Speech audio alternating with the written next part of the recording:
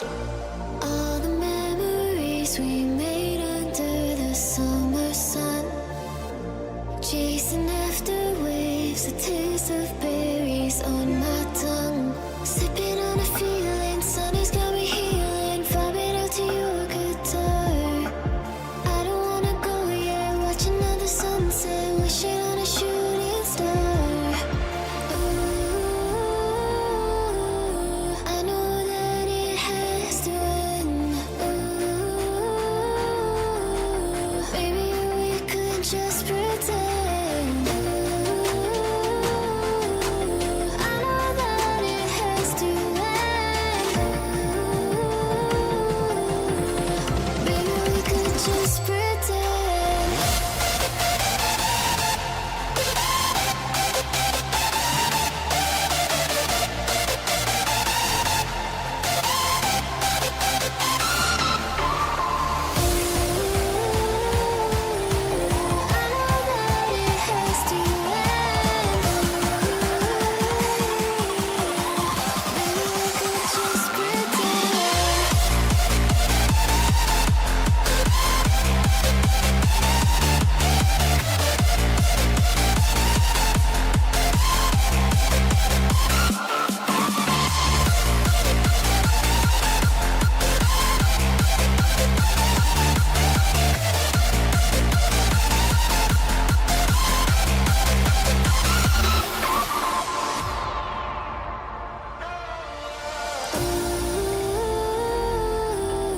I know that it has to end. Ooh, maybe we could just pretend. I know that it has to end. Maybe we could just pretend. Don't stop the party, don't stop the rave. Can't feel my body, but don't stop the rave. Don't stop the party, don't stop the rave. Can't feel my body, but don't stop the rave. Rave, rave, rave, rave, rave, rave, rave, rave, rave, rave, rave, rave, rave, rave, rave.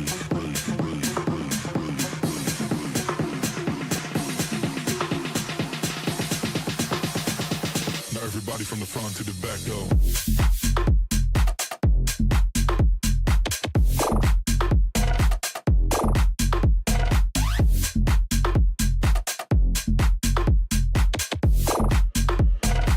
Now everybody from the front to the back, go, go, go, go, go, go, go, go, go, go, go,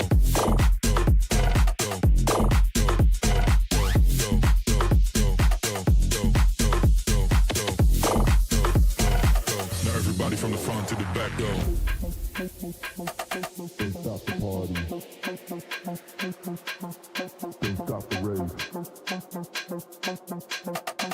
stop the party. Don't stop the rave. Don't stop the party. Don't stop the rave. Don't stop the party. Don't stop the rave. Don't stop the party. Don't stop the rave. Don't stop the party. Don't stop the rave. Can't feel my body. Can't feel my body. But don't stop the rave. Rave, rave, rave, rave, rave, rave, rave, rave, rave, rave.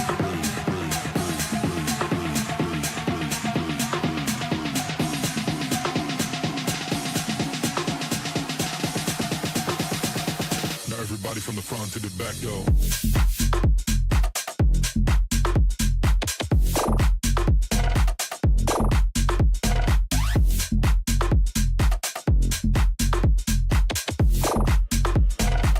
Everybody from the front to the back, go, go, go, go, go, go, go, go, go, go, go, go, go, go, go, go,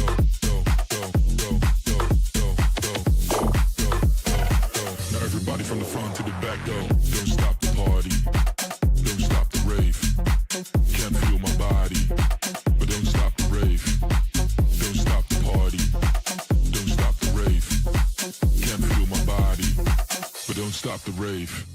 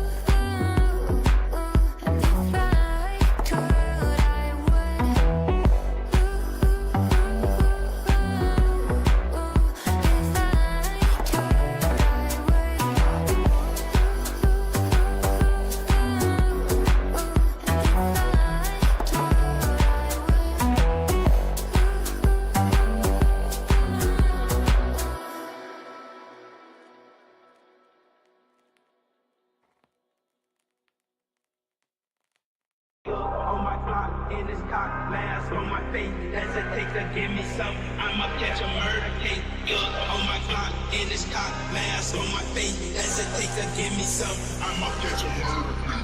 Dirty on the clock when I get guap, whipping on the scene when I get clean, lean on the beat, on me, that's it, on me to take the key, when I'm in I take the key, when I'm in I get dirty on the clock when I get guap, whipping on the scene when I get clean, lean on the beat, on me, that's it, on me to take the key, when I'm in I take the key, when I'm in I get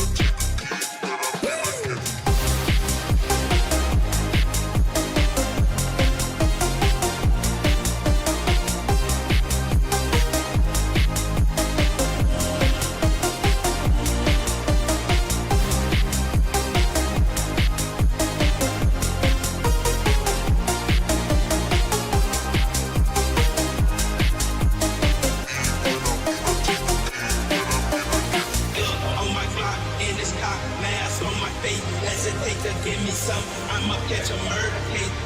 On my Glock, in this cop, mask on my face, hesitate to give me some. I'ma catch a murder case. dirty on the clock when I get guap, whipping on the scene when I get clean, lean on the beat, on me, that's it, on me to take the key, when I'm in I take the key, when I'm in I get dirty on the clock when I get guap, whipping on the scene when I get clean, lean on the beat, on me, that's it, on me to take the key, when I'm in I take the key, when I'm in I get on my Glock, in this cop, mask on my face, hesitate to give me some. I'ma catch a murder case. On my Glock, in this cop, mask on my face, hesitate to give me some. I'ma catch a murder case.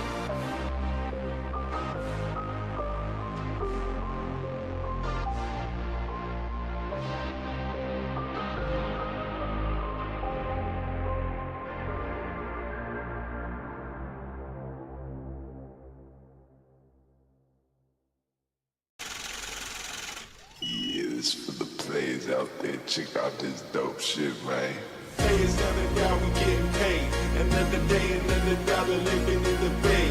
Hustling for my baby, trying to play in my escape. I ain't staying in the matrix, really trying to get my papers. This for the players. Players never die, we getting paid. Another day, another dollar living in the bay. Hustling for my baby, trying to play in my escape. I ain't staying in the matrix, really trying to get my papers.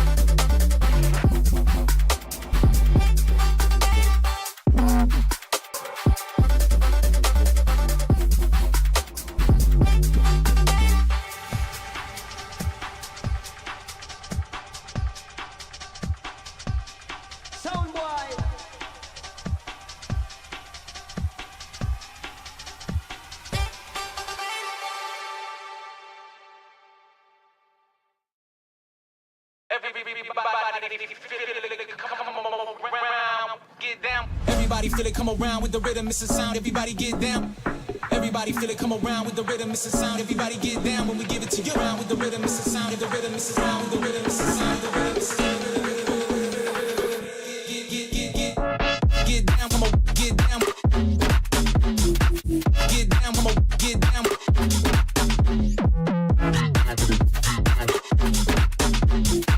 Get down, come on, get down.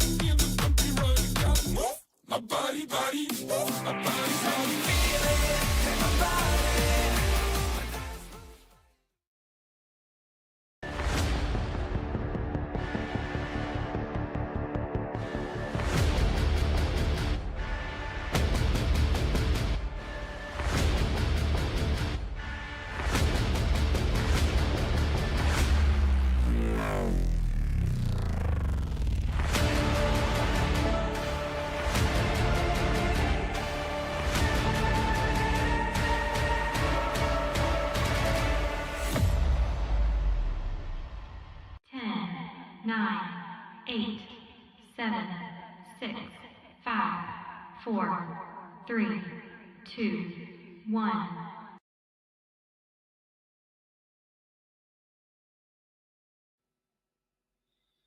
Hello, everybody, and welcome to Arena Esports. I am one of your casters, Miwa, and we're just waiting for Shaky to get here, so I'm going to bring us in for the meantime. We have a very, very exciting few games ahead of us. We have a best of 3 between Shining Crown and Team Team, so fantastic names going on there, where both these teams are going to try and show what it takes to aim for that 500,000 prize pool, obviously partnered by Etisalat.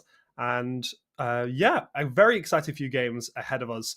So far, we've seen these teams battle it out and get to this part relatively confidently, I'd like to say. But we'll have to wait and see what we have in this game. So, I mean, the roadmap of this tournament, like I said, we've already seen a little bit of it so far. Arena Esports, obviously, we've had this is an invitational as well as an open qualifier attached to it. This is the first team, which next will go on to the next monthly qualifiers. After that, the monthly qualifiers after that, and so on and so forth. So we have 4 teams to go into playoffs. So both of these teams fighting for a playoff spot, which is incredibly, incredibly, incredibly exciting.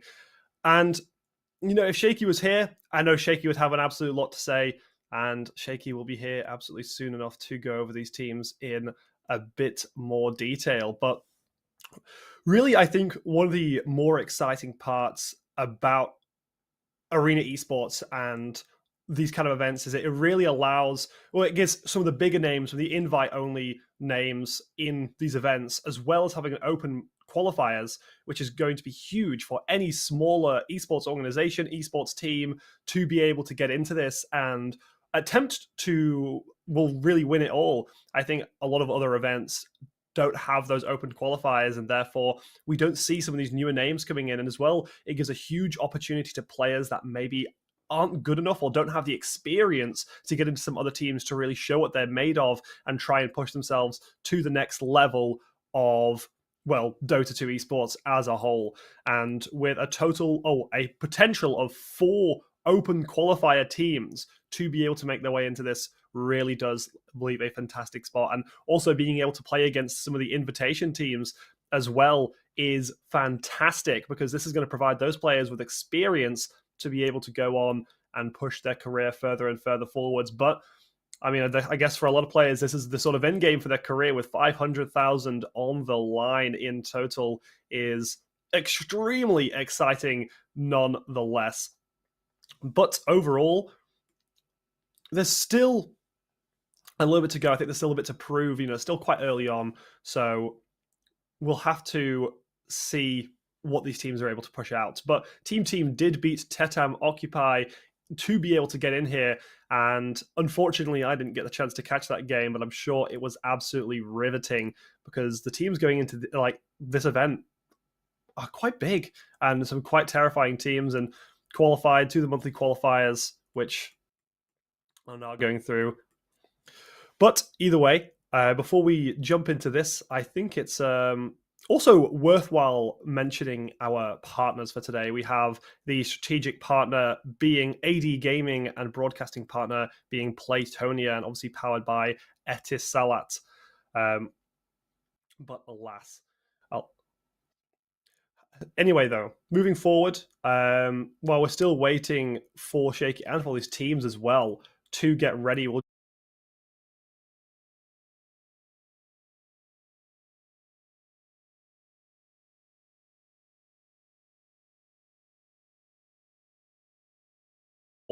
the teams to be able to get into some of the earlier brackets in this tournament. Obviously, moving down, it's all monthly, so the playoffs won't be played just yet. The playoffs will be played in a while, and then 2 teams will go through to that grand finals, playoffs being the sort of semi-finals, I suppose you could really say.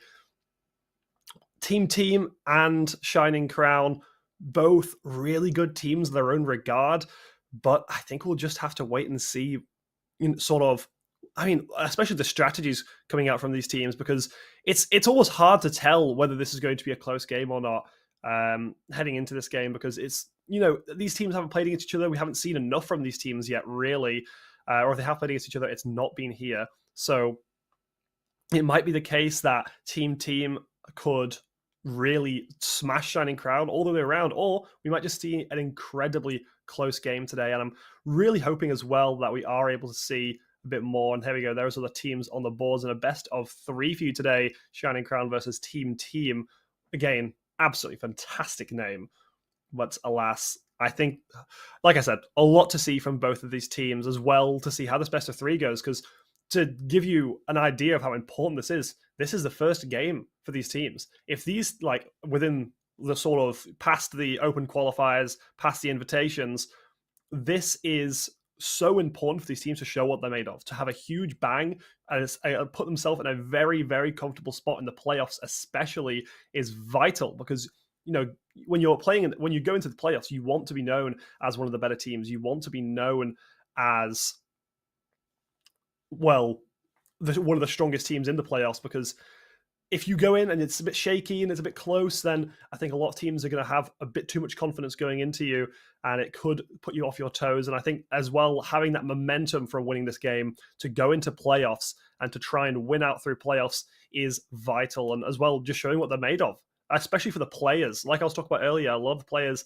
might use this and might try and be getting to those playoffs to gain that experience, especially if they're coming through the open qualifiers. It's very, very important overall for a lot of these players, because for them, some of them, this is going to be the sort of opening play into this. Alas, though, we are currently on the new patch 7.34D, and we've got some pretty awesome meta, honestly, at the moment. From what I've heard, at least, it's been pretty fantastic, with Nature's Prophet, Warlock, and Dazzle being some of the best supports at the moment.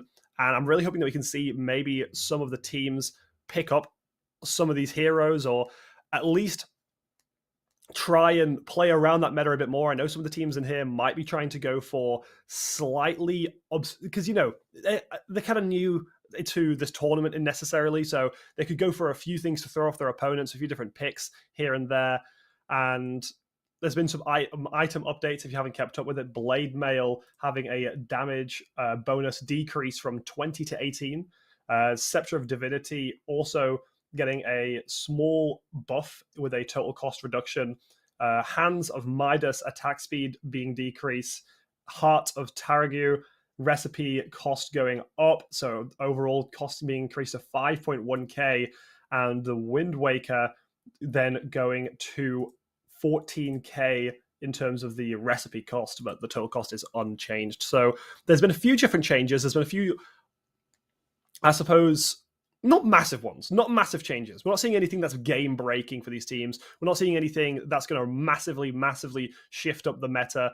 But either way, it's something for more of these teams to, I guess, go off, and more of these teams to at least try and get some advantages here and there. And like I was saying earlier, this is very important, especially if you're going into this and you're maybe trying to catch your opponents off guard, like I was saying, with slightly more less meta heroes, or even your own, combinations of heroes could be massive to especially knock your opponent off their feet and to get into those playoffs very, very strongly. And as well, we have so many more teams to be able to see through the invitations, through the open qualifiers for other monthly finals, to allow us to see potential matchups from these other teams, and as well, potentially even new metas arising around every corner could be vital to this tournament as a whole, especially because Dota 2 being a game of which there's so much that can change, so much more that you can do, and I suppose more complex than a lot of other games out there. Overall, there's not a very limited way of playing.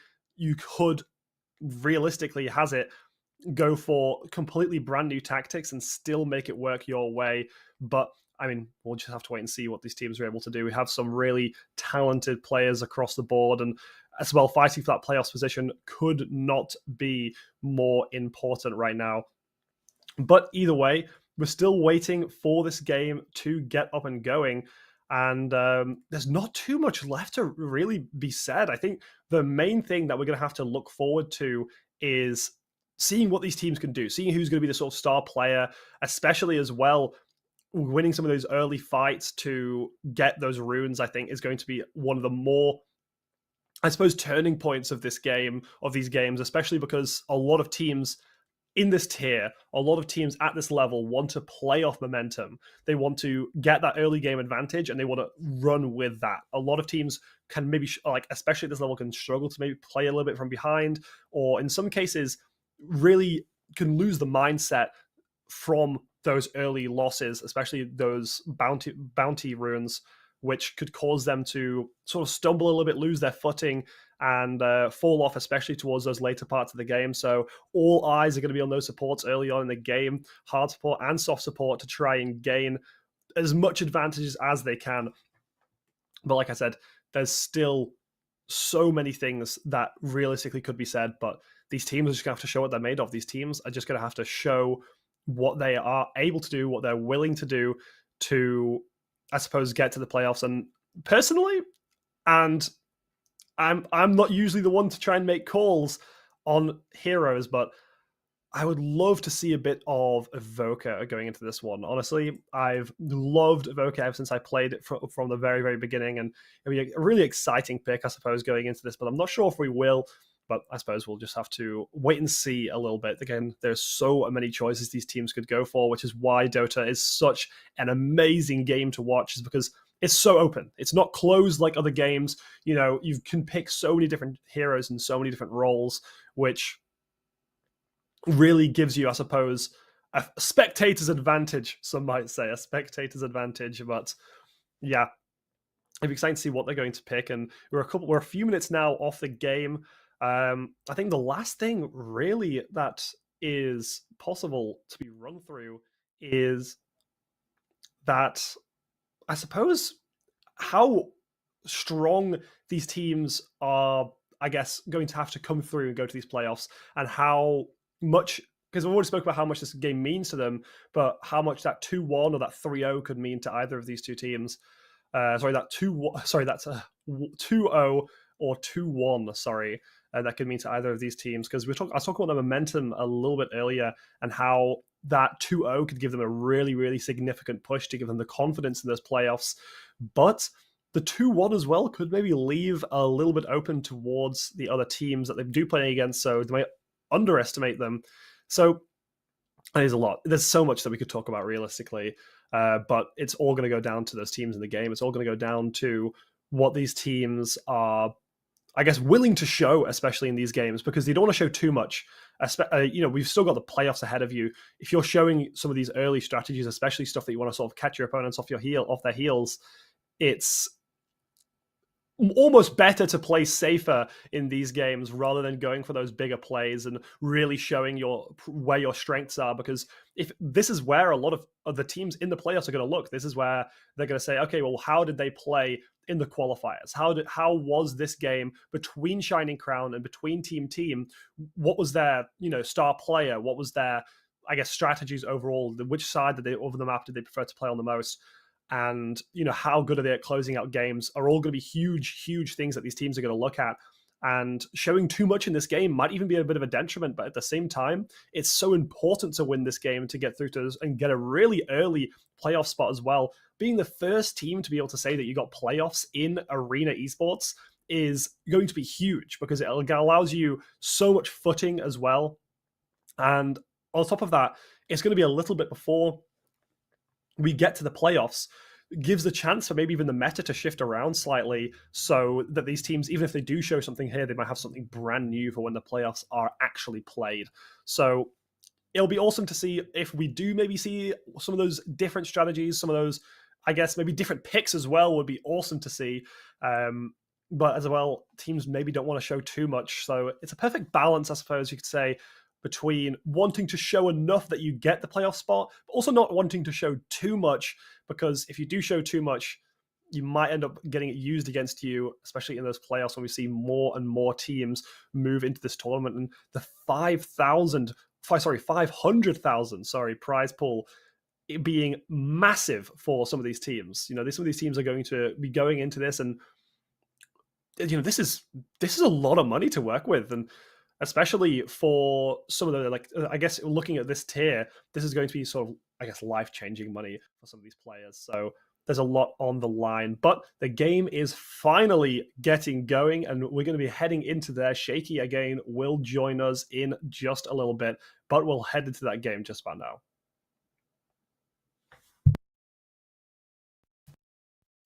Already with some of the bans now coming out on either side. Final bans coming through. There we go, onto the screen. Beautiful. I think that, honestly, I'm still waiting for a little bit in terms of the, I suppose, picks you could really say to come through before I want to say too much about the bans. There we go. Perfect. So there we go. Shining Crown up on the top, and then Team down there on the bottom. And it looks like we can see, is this some of the picks or is this still some of the bans? It's a little bit unclear on my end, but either way. Oh yeah, there we go. Picks going through. Chaos Knight and Shen being picked up for Shining Crown, and Team have picked up Grimstroke so far, which are exciting picks. Chaos Knight especially can be an extremely exciting hero to watch, and especially provides, I guess, so much explosive entertainment from one side of the field, as now we're actually going to see Axe come through. Has been such a huge player in Dota 2 and is almost, you could say, the trophy child of Dota 2 in some way. So to see that is especially nice going into this game.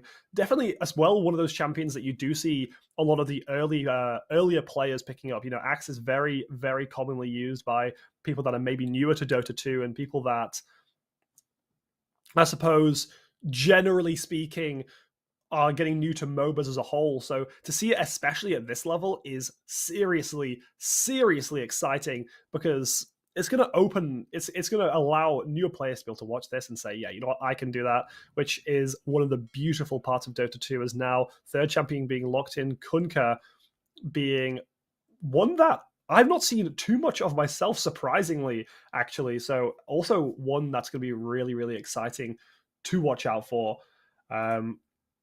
But either way, we're going to be getting through the last set, or the last pick here, before we go to those last few bans of the draft. But so far, a really awesome draft, really, from both teams, especially Axe and Chaos Knight, which I've already spoken about already. This is still super exciting, and I'm really, well, I'm excited mostly for the Chaos Knight. Chaos Knight is always one that I'm going to be extremely excited for, because it's just so good to watch. It's so fantastic to watch. But we're going to have to wait to see what some of these other picks are as well before we can really start, I guess, drawing out these comps, and before we can really start, I suppose, deciding what we're going to see from both teams, even though I feel like some of the roles are slowly but surely being locked in for both of these sides here. I am, however, surprised personally by the Chen pick. I know it's a pick that a lot of teams do opt for, and Lifestealer coming in. What another really exciting pick. Shining Crown so far coming out with a huge picks with Chaos Knight and Lifestealer. Lifestealer, one of my personal favorites. Absolutely have loved playing that hero all across the board. Really, again, an exciting one to watch. Can be massive in some of these clutch situations as well. So really just showing so much here. And across the board, really, I guess you could say exciting picks. And just to quickly go over the bans as well, if it is a bit unclear for you guys, Shining Crowns has banned Invoker, Spirit Breaker, Primal Beast, Vengeful Spirit, and Phantom Assassin, while Team has banned out Nature's Prophet, Treant Protector, Earth Spirit, Lone Druid, and Brewmaster, as now Jakiro being picked up as well for Shining Crown. Also, a bit of a nice one to see. And finally, fourth pick coming through here, Troll Warlord for Team. And as honestly, they've got a bit of a color theme going on as well. Look at them go with a bit of blue and red mixed in, which is aesthetically very pleasing. But either way, yeah, just talk about a little bit more, I suppose, about that Lifestealer pick. Lifestealer is, I suppose, one of the just such an awesome hero to watch, especially, like I was saying, in those clutch situations, and as well as having a huge amount of dueling potential in some scenarios too, does mean that you can get some great priority, but it does take a little bit to come online. Maybe isn't as ready as some of the other teams, also as some of the other champions may be. As have a bit of a technical error there, but we are straight back in it. And yeah, I mean, we're going to be getting to these last bans now before we get our final picks. And at the moment, I'm currently thinking, is there going to be possibility of a Sven pick or ban here, or maybe even like a chance of a Bat Rider pick or ban, because both of which quite powerful, both options to be able to take into this. But we'll just have to wait and see, as now we're getting further and further into the bans. But as well, to go back to what I was talking about earlier about Shen, not like massively surprised, but I'm a little bit surprised, especially with some of the more really, like I was saying, explosive hype picks that were gone for earlier, to then look in the Shen doesn't fit the energy. Personally, it doesn't have the same sort of, I guess, play style as maybe Lifestealer. So it'd be interesting to see how they mix and match this. Maybe I'm absolutely incorrect about this, and they've got something up their sleeve that's going to be absolutely unbelievable to watch. But I do suppose, in some regards, we'll have to wait and see what they're going to do in games, as now the final picks are going to be going out soon as we just get through the last ban. And like I said, Sven Bat Rider potentially picked or banned, and Bane being picked up as the final pick for Team, as they round out a pretty terrifying comp, realistically, to look at. And now final ban, Shining Crown, looking to lock in something big here. Potentially leaving it to the last second. They must be thinking so hard. This is such an important pick. First game in this entire roadmap, especially. This is such an important one.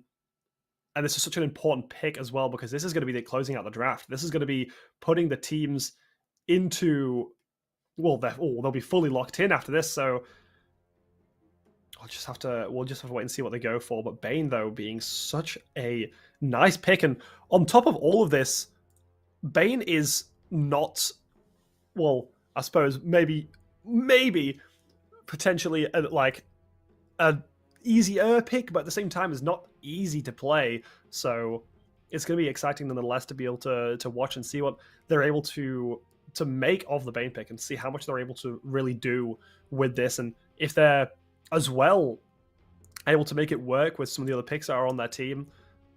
I mean, again, more of those, we just have to wait and see. There's not enough we know about all these players. There's not enough to know from the way that they play, and especially from the way that the team plays, to be able to go ahead and say that this is a huge pick for them. Because, again, we just don't know. His final pick now coming in as Shadow Fiend. What an unbelievable pick. You couldn't ask for it to be any better, with Shining Crown having Chaos Knight, Shen, Lifestealer, Jakiro, and Shadow Fiend. And Team going for Grimstroke, Axe, Kunkka, Troll Warlord, and Bane to finish out this draft. What an absolutely exciting draft we have. Personally, I'm favoring Shining Crown. I think they've got some of the biggest names in this draft right now. And here we go. We have the names as well of the players up on the screen. What an exciting match. And I can't wait for Shaky to be here, because I think as soon as Shaky sees these teams, Shaky's going to be as excited as I am to be able to see what either of the two are able to produce going into this game forward. And there we go, Shining Crown on the Radiant side. And as well now, the Dire team, red side of the map.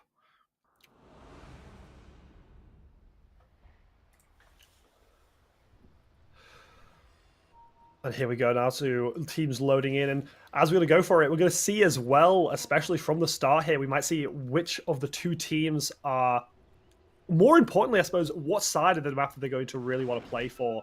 And, are they going to try and give some of these early objectives? Especially, are they going to try and potentially trade off some of the runes by playing around their power spikes? I mean, it looks like we are seeing at least Team now moving up towards that top side, grouping up together, until you make mistakes. might look for maybe even an early pick, grouping up this early, aren't opting for that large, I suppose, 5-point, but either way, look at them, for so nice and ready, waiting by these runes, and it looks like the runes are probably going to get traded off here potentially before the players do go to their lanes, and pretty standard, pretty, I suppose, normal, you could say, when it comes to starts like this. But I was hoping for a little bit more action. I was hoping for, I suppose you could say, a little bit more in regards to, I guess, that level 1 gameplay, that trying to gain these objective bounties, especially. Now some movement coming through as the team's going to head down to mid. And there we go. Gold going out for the bounties to both sides there.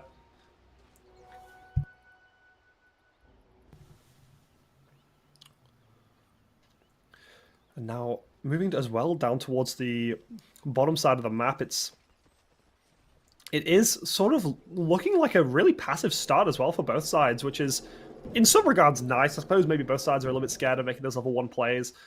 But finally, Creeps moving into the lanes here and getting the farming lane going. As now look, Axe sitting in that solo lane, wait for Bane to come down now. XD on that Axe, and I mean, there's a lot to be done with it, as we're, I suppose, again, seeing even more of a passive start to the game, really, as no fights really taking place across the board. Mage as well, just looking to farm up and try and at least gain those advantages, looking to maybe roam around the map at some point and push for some of these earlier objectives, as the 4-minute power rune will be coming through eventually, and I think both these teams are going to be trying to set up for that, because that's going to be a huge playmaking position.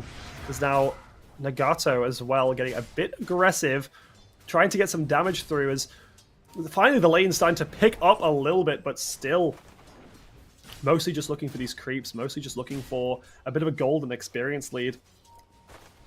Attempting denial from both sides as well, but it's a little bit hard when you're looking into a lane like that, as now Chen starting to get poked down a little bit. But Dame Time there, going for the engage. The stun comes through. Huge play. LSE falling down. Isla getting that first blood.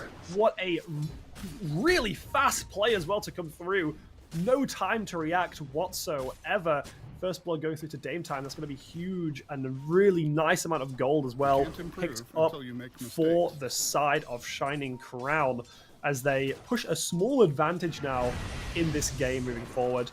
Nagato now looking for a further engage, both onto the bot side. XD falling a bit low as second kill, it looks like. Potentially, actually, no, XD is going to live on the slither of health. Nagato forced to back off. Nagato's going to pop the shield to try and survive.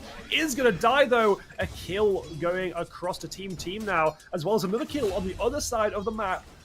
Kills all across the board. What is going on now? So a trade all across the board, 1 for 2 in the favor of Team.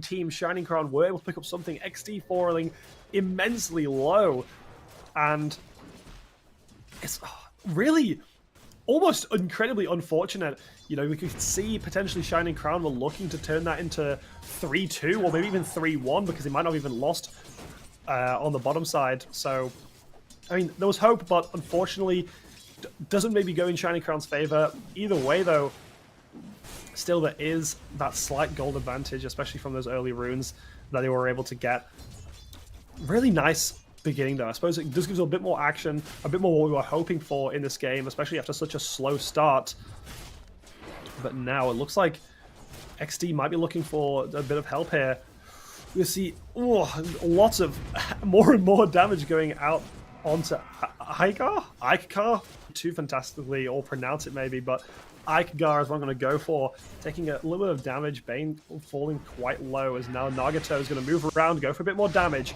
The follow-up's going to come through, but it's just the tower's too close. They're a little bit too scared. XD having to lose quite a lot of creeps from backing off there, is a trade of 2 kills. LSE getting one and Isla getting the other, as top lane seems to be, well, the off lane, I suppose, being probably one of the more explosive lanes. Bot lane being a little bit, I guess, more the slightly more on the boring side, but now I say that, XD getting brought low, Nagato looking for blood, gets so low again, but lives! This is so unlucky, it's so unbelievably close, but it does mean that he's forced off those minions, and now the tower dive coming through, Nagato trying to open it up. Sleep's gonna happen though, and XD turns around to try and do something. Nagato almost gets the kill. They're backing off, trying to swap across that tower aggro as Ikuga's able to force them away. Nagato taking a lot of damage though. Nagato falling down. Ikigai Kaizen getting that kill, picking up a good amount of gold shared as well amongst the top members. Really, really nice. Mid lane being quite passive, and top lane continuing to be more and more aggressive as Afromoosh gets that kill onto LSE, picking up 220 gold for himself, continuing to keep the kills even. But so far, when we look at the gold, you could almost definitely say that Shining Crown are looking like the leaders in this game, holding the top 4 spots for gold per minute, which is pretty dominating as they pick up 2 more kills. Isla getting 1 on, and then Ikigai as well falling down the bot side. But here we go now, Dame Tame as well, looking to be aggressive as more and more control being taken across the map by Shining Crown as they continue to shove in and try and get this Lifestealer online, trying to get more and more gold onto the Lifestealer and that scaling it into that late game carry that it's supposed to be. But now Canonway is coming through, and it looks like Ikigai is actually going to back off and leave XD to fend for himself under that tier 1 tower. But again, more explosive fights in this top side.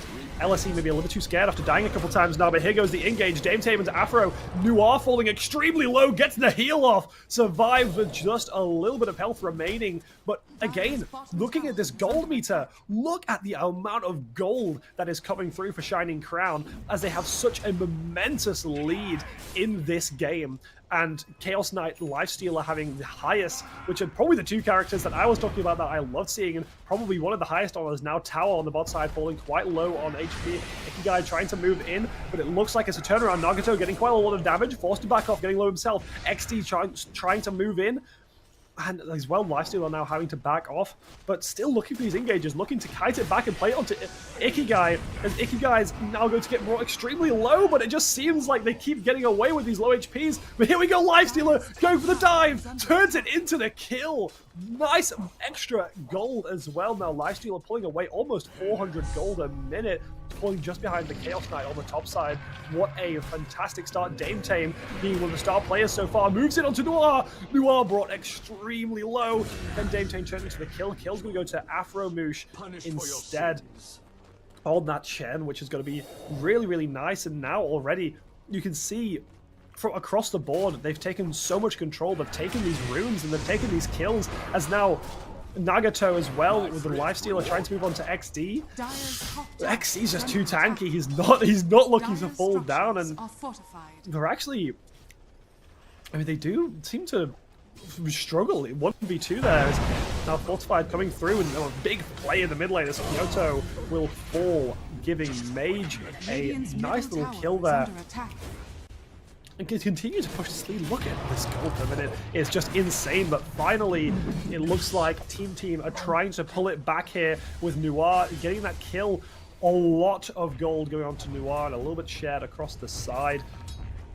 9-5 though, kills wise, which isn't the biggest one to look out for, but when the gold lead is this big, you have to start wondering. 4k gold onto one side, almost turning it into 5k with yet another tower dive. Team are just not safe anywhere in this game. They are being pushed to all different sizes. Mage is forced to pop the ability to back off there, get away, as now with Shen back into the top 4, it seems once more that Shining Crown have got those top 4 spots in gold per minute. And Afromoosh though overextending just a little bit, it's going to fall down.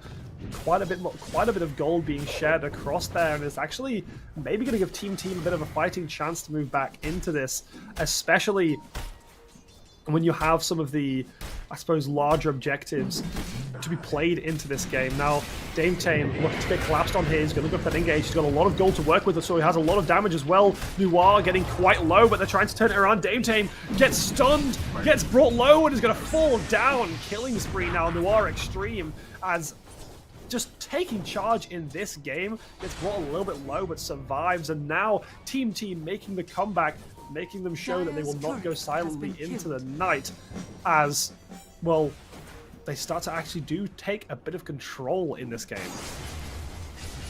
This Mage and Kyoto lane, though, on the side has been almost a little bit boring to watch, really. There's not been, I suppose, too much to say in regards to the mid lane, as both players have just kind of chilled out. There has been a dive here or there when supports have roamed across, but across the board, it's still just sort of been quite passive. Nothing like these off lanes where they've just been massive and catastrophic kills all across the board. But though the gold lead, however, starting to fall down a little bit as Team do start to push more towers, though, falling down, which is never good. Dame, though, getting collapsed on Noir Extreme, trying to find something, but it's forced off. Kyoto's also trying to follow up. You have Naga on that bot side of the fight, providing enough pressure so they can escape after getting that tower, which is going to be super nice. But now you've lost that pressure on that side of the map. On the top side, they are in such a nice position. Mage now on a killing spree and collecting that bounty rune, giving a huge amount of gold, and now bringing him to that 5k gold lead. Dame looking for more, but Noir Extreme has been terrifying so far from Team, so maybe he can turn it into more, but he's going to try and go for that engage. Going to be brought a little bit low. Dame forced to back off. Stun coming through from Nagato to be able to open it up. Noir Extreme brought extremely low. Afro Moosh getting the kill. Shut down on to Noir Extreme. The 3 kill spree being brought to a massive halt. But now, Dame time is not over yet. So we'll continue looking for more LSE to LAX, trying to turn it into something, but he's just not got the health to deal with it, as now Iceland's going to pick up that kill. However, Shining Crown's going to realize that fight's not working out for us anymore. We got what we needed, and we're going to back off with the whole of Team up there trying to do something. And Nagato now being brought into a really awful situation. Kyoto does pick up that kill. Maybe not the best hero to get the kill on, but they're going to take it regardless. Mage continuing to just farm up this mid lane, and you can see, look at the XP and the damage done across the board from both sides there. And as all the gold change from that fight, you can see 1,000 XP going to Shining Crown to just almost 400 XP for Team is going to be monumental in this game as well, because they committed so much towards that top side. Team had so many heroes on that top side that they were losing out on the creeps in the side lanes and the mid lane. So overall, with Mage just sitting in mid and farming up, we've gotten so much value from that. And now Mage taking that top contender spot, 4 gold per minute, sitting at a solid 500 gold per minute, as bounty runes now being picked up across the board, as 7k gold lead already in this game now. Shining Crown looking to maybe even try and end this one out a bit quicker with this substantial lead. But this top side's been explosive so far. Lifesteal on the bottom side hasn't had as much action, but it's looking like that's going to turn around. Team look to try and take their spot lane tower. Noir Extreme clearing out these creeps like crazy, opening up, allowing this tower to be diveable. But it looks like they're actually going to back off. They're going to leave it be. Maybe they don't feel like they have the confidence there as the 3-man stun comes through, but nothing's going to be followed up over it. This is second tier in the mid lane that would go down if it's able to be secured by Shining Crown being brought to extremely low health. Would open up the map, and more importantly, would open up the XP advantages for them as well. But there we go, Mage looking for that huge play. Stun coming through onto LSE. Kyoto's coming in. Mage doesn't have the damage though. Mage is going to fall down. LSE getting that kill streak shut down, ended. Now trying to run away. Team really fighting back now. Nagato trying to make a bit of an escape, but it's going to be tough. He's just, I guess, leading them away, really, trying to buy a bit of time. Will fall down in the end. Really fantastic now. Noir Extreme, however, farming up in that mid lane and losing a bit of gold there, losing a bit of XP as well with a couple deaths, but not too bad so far. Still gives them a lot of hope as Dame. Look at that damage. Nicky guy falling down to that. It's quite terrifying when you see that amount of damage. Have a look at this. Here we go. XD now being put in a really rough spot, being tri-teamed by everyone.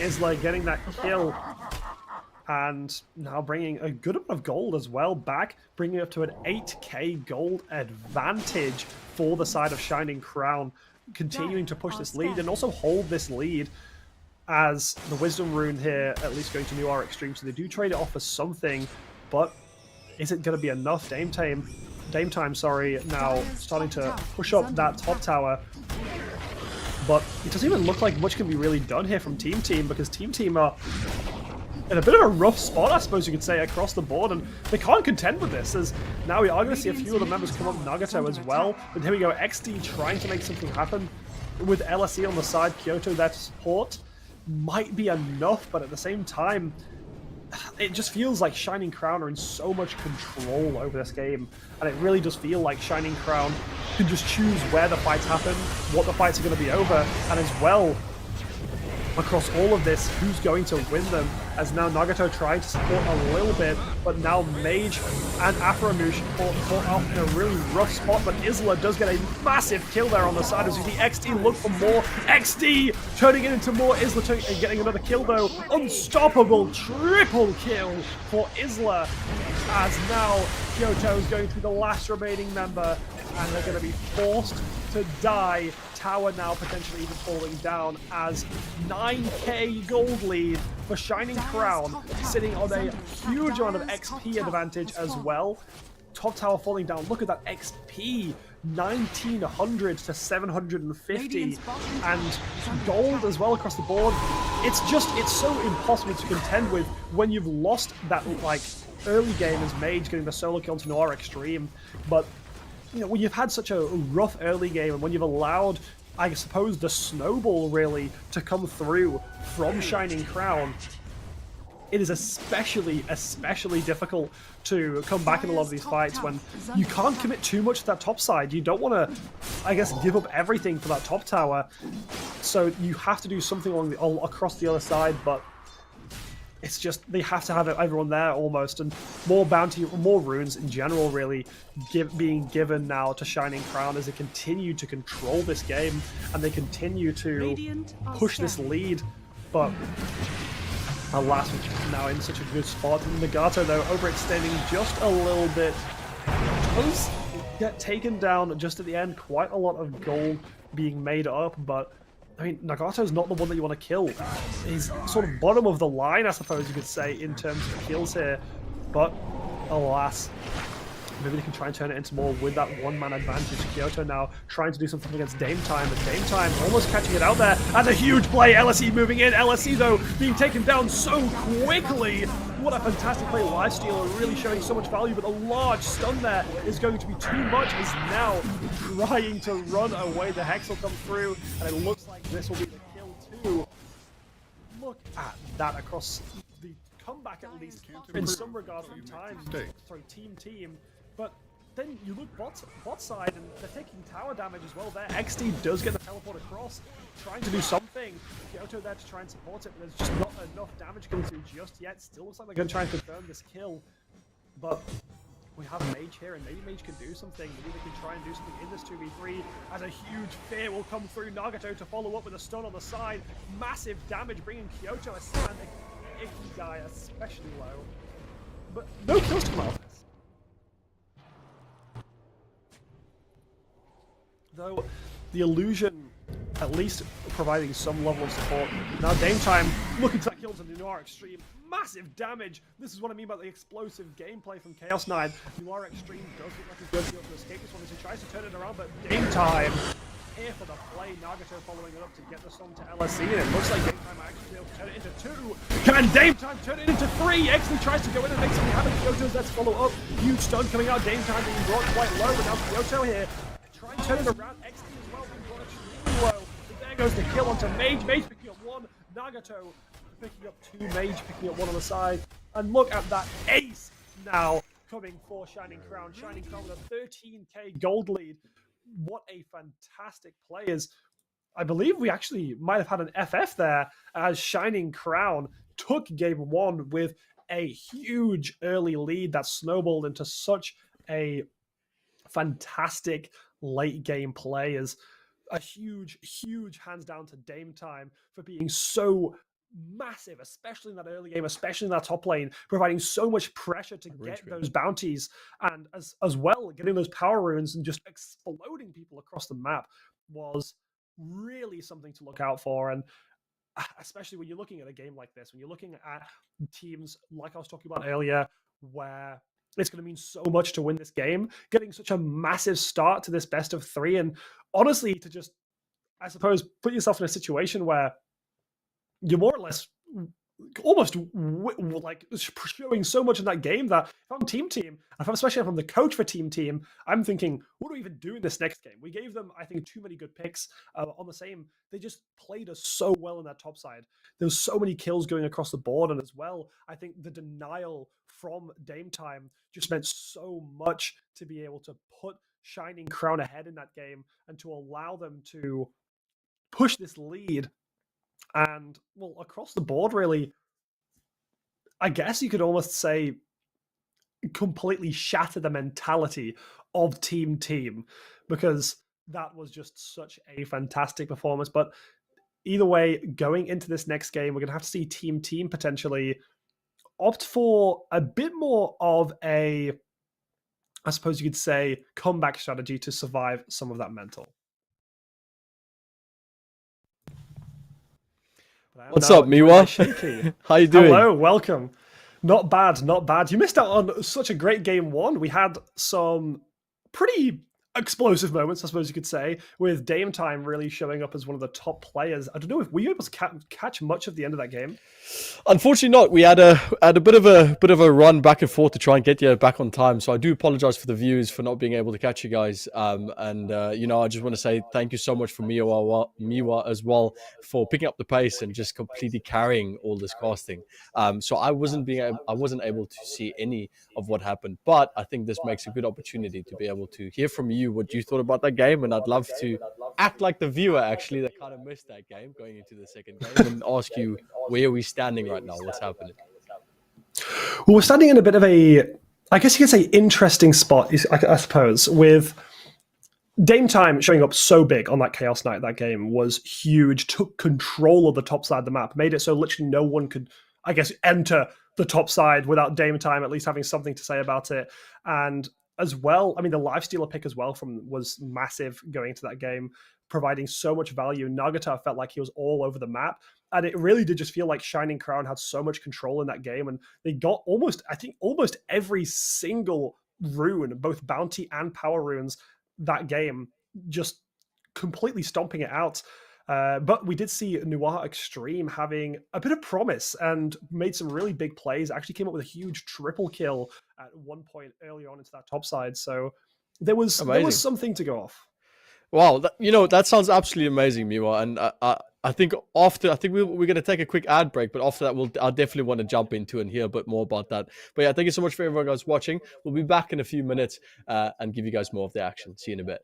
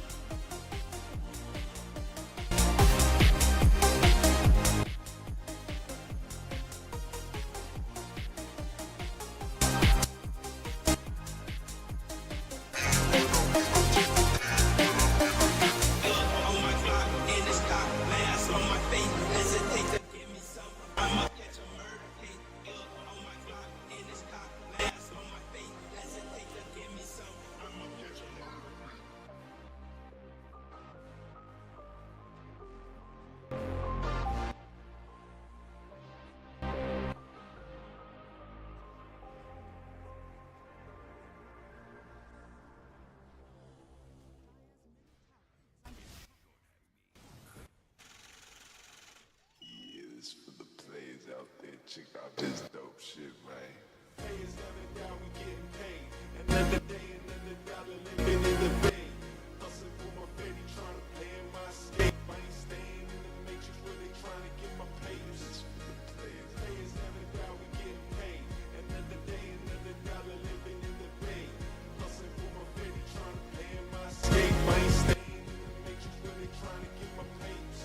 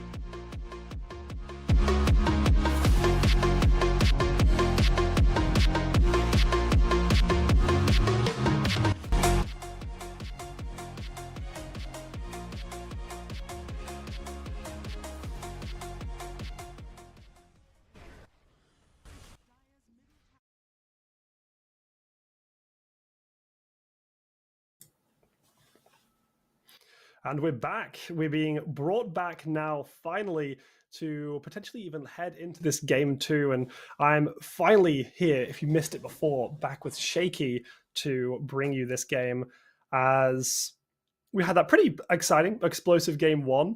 And you actually mentioned during that break that the last game you saw of Team Team, they were doing really well. And what do you think's happened for them to struggle so much in this game? Honestly, I agree with you on that, saying that Team Team was fantastic. In the previous game that I casted with Edu, they managed to smash most of the early game. From what I did notice, though, going into some of those games that we casted, is that they seem to have this little bit of a lull in the mid to late game, and they did allow the opponent to kind of catch up with the farm, which made the game so much more difficult for them. They had a really good start in all the games, but then for some reason, when it came to mid game, they kind of just slowed down, took their time, and evidently gave their opponent more time than necessary to catch up to them. Their draft is what really brought them through towards the end, and the drafting from what we casted last time was pretty spot on. So I'm quite interested to go into this next game and see that difference that you talk about.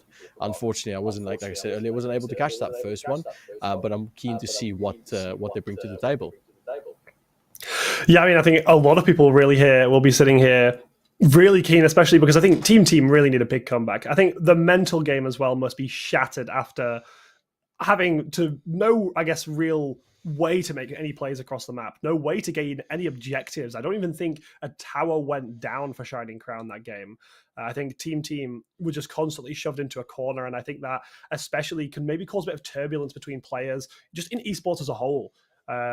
So hopefully Team keeps that mentality, turns it around game 2, and maybe opts for, as well, I think just in general, a comp that is going to deal with Shining Crown a lot better. Because I think a lot of the time across that game, running the Axe was fine, but Axe was struggling so much, especially with Nagato constantly CCing him, stunning him all the time, was so hard to get in and so hard to get in the face of Shining Crown that it almost shut down that bot side of the map from getting a huge advantage. And the top side, when you have someone like Dame Time literally ruffle stomping them, rolling them over, and just, what was it? I think 500 gold per minute for the majority of the game.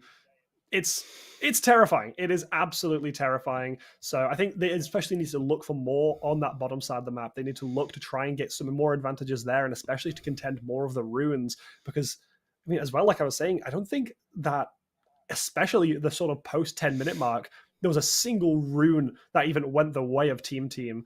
It was looking that difficult for them. That's shocking to hear, Miwa. That's really shocking to hear. But it sounded like a pretty quick game that was over and done with as well. No doubt about it. From what I'm listening to right now, the fact that the opposing team just had a complete control about everything. The fact that the enemy team just had complete control over everything it was evident that that was the case. They pushed through. Unfortunately, I apologize for the hearers for maybe hearing a bit of echo coming from my side. We have a little bit of technical difficulties on my mic side, but we should get that sorted as soon as we can. But yeah, Mio, what's next? What can we expect? I think we'll expect probably a really similar.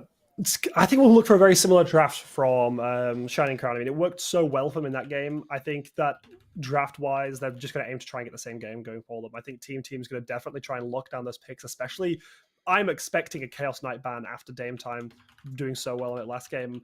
And I think Shining Crown are going to continue to try and play off the momentum on that top side. They had that life stealer for the, I suppose you could say, like, I guess, scaling factor, really. So they have the safety net in Lifestealer.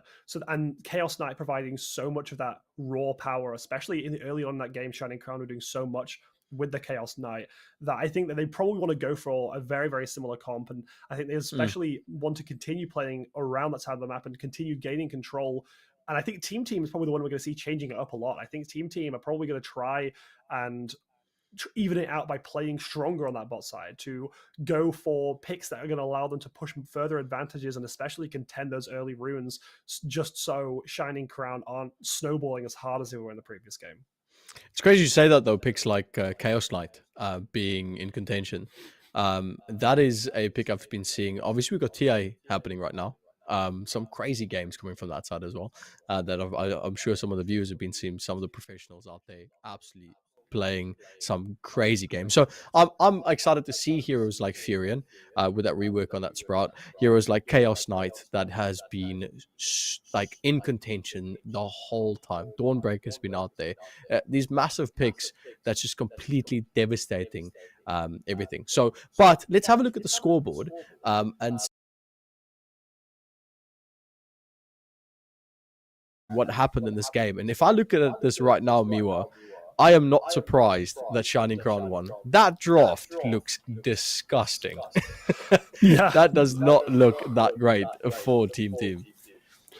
Yeah, I mean, Team were, I think, playing on the back foot for a lot of it, and you can even see it, not even just the gold and not even just the experience, but just the kills, which usually isn't a huge factor in Dota, but this game, it clearly was, and it clearly shows a lot. Dame Time taking up 11, 4, and 8, and 11.5k gold, which is more than the combined gold of LSE and XD on Axe.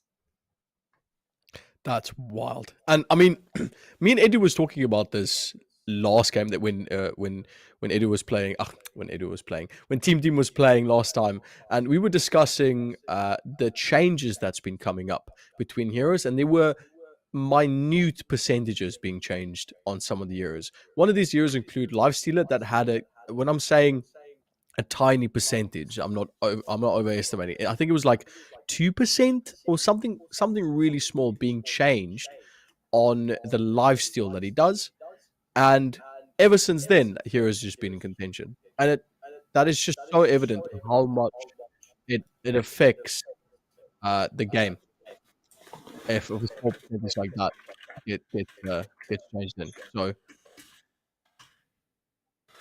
yeah, I mean, the small changes, especially in a game like Dota 2, when it feels like there's constantly a lever that's about to be pulled, and it constantly feels like, I suppose, anyone could be really, really strong in a blink of an eye.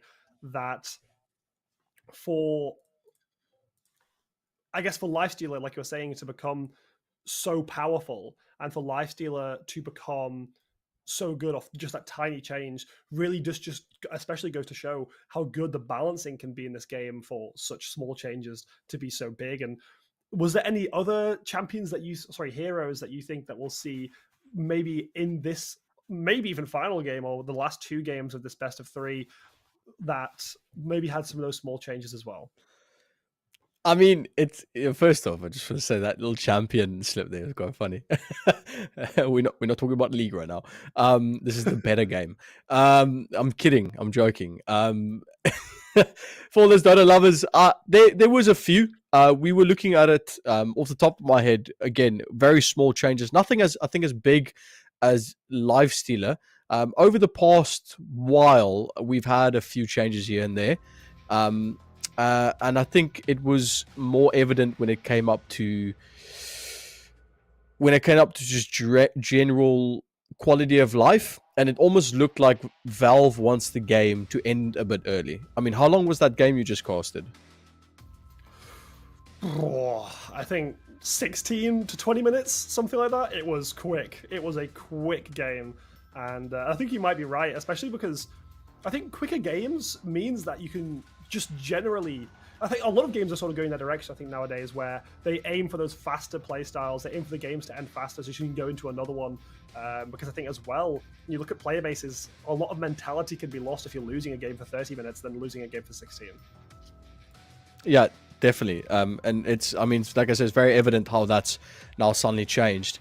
And it's good to see these games kind of mix and match as we go on through the season, as they get longer and shorter. And I'm trying to quickly find that update for you, that patch, just to go over some quick things. For instance, bonus damage on Blade Mail went from plus 20 all the way down to plus 18 was decreased. That's just with some of the items. Abaddon got small base intelligence increases of like 1 on his intelligence, and his gain on that is also just by 0.4. So when I said earlier by very small changes, these are the type of changes that we will look at. And Life Stealer, what I said earlier, I've got it actually in front of me. On level 1, Feast, the health damage increased from 0.8 to 1%. That we're talking about a 0.2% increase on that. And for me, that's fantastic. This is absolutely amazing to see, like you mentioned earlier, how this game's so balanced that small little details and small little changes like that can catapult a hero into being a little bit more popular. But I'm really excited to see what's going to get thrown out of the bag in these next coming games. What would you say, Curveball, is your favorite hero this patch? Nature's Prophet. I think it has to be Nature's Prophet. I mean, I like that or Invoker. Invoker's been that sort of favorite of all time, but Nature's Prophet, I've just heard so many good things about Nature's Prophet. I've heard so many, especially this patch.